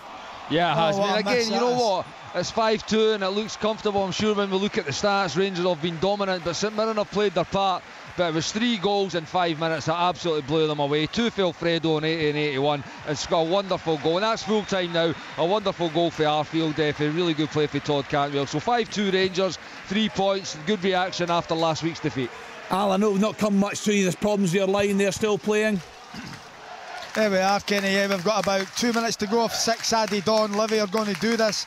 St Johnstone have got better in the second half. Dre Wright has just missed a snip from about 8 yards, a header, free header, 8 yards out. They have got better, as I say, but Livingston, they'll march on to the top 6. Still got an outside chance of doing it. They're going to have to beat Dundee United next week at Tannadice if they want to do that. It's going to be a tough one because United are doing well at the moment. Yeah, they certainly are playing very, very well this afternoon. As I said, as things stand, they are 10th in the Premiership table. There is no doubt, Rory, they've improved significantly. Not just talking about the second half, but generally under Jim Goodwin. Full time, Kenny. Livingston's dream of a top six is still alive. Thanks to Alan Preston, 2-0 there, beating St Johnstone. So, Rory, I'm just saying, he's done a great job there, Jim Goodwin. Oh, he's come out again! It's a carbon copy. It looked to me like a carbon copy from Stephen Fletcher and Liam Kelly, and this time he's booked him for diving. Wait till you see it, Leanne. I mean, it looks exactly the same to me. Yeah, it looks very similar. Very similar. Yes, said man from half-time is now shouting at me again. I can hear him. Yeah, I mean, it looks exactly the same. And Liam Kelly, he's got his head in his shirt because he cannot quite understand why one goes one way and one goes the other.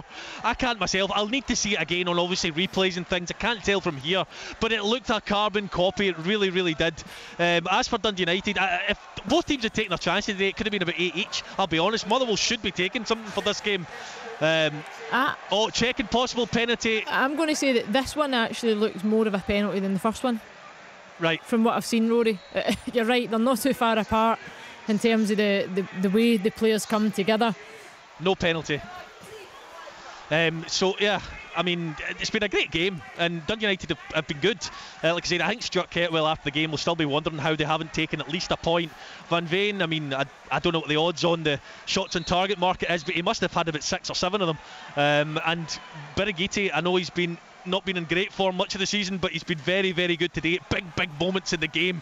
And Dundee United get a goal kick here, and it looks like they're going to see it out. How long to go there, Rory? You're deep in the stoppage time, well, are you? It was 8 minutes, I reckon. A couple of minutes at the most, I would say. Obviously with that simulation, the booking for Fletcher and things, it may add to it, but a minute or 2 at the most, Kenny. Fantastic. What a result this could be for Jim Goodwin's side. We'll hear from him later in the programme. We've got some Dundee United fans lined up. Interesting comments from Stephen Fletcher this week, saying that Jim Goodwin came in and said to the players that you're not fit enough, and Stephen Fletcher said the players knew that, which is fairly damning on the managers or manager that has gone before. We'll get Jim Goodwin's thoughts on that, but he has worked things around, he's turned things around there, and as things stand, they are 10th in the table. So all to play for now as we go into the last game before the split next weekend. And then, my goodness, game on as we look at how things will develop. Just looking at the top of the table, 88 points to Celtic. They play tomorrow against Kilmarnock. Full coverage in Sportsound. Rangers 79 points. Aberdeen 50. Hearts 45. St Mirren 44. Hibs 43. That is full time, Kenny. It finishes here on a fantastic game. Motherwell 1, Dundee United 2. Yeah, it's been another fantastic afternoon in Scottish football. All the reaction to come. We are with you right through until 7 o'clock. So stay tuned to Sportsound. Join us again after the BBC Radio Scotland News at 5 o'clock. On digital radio.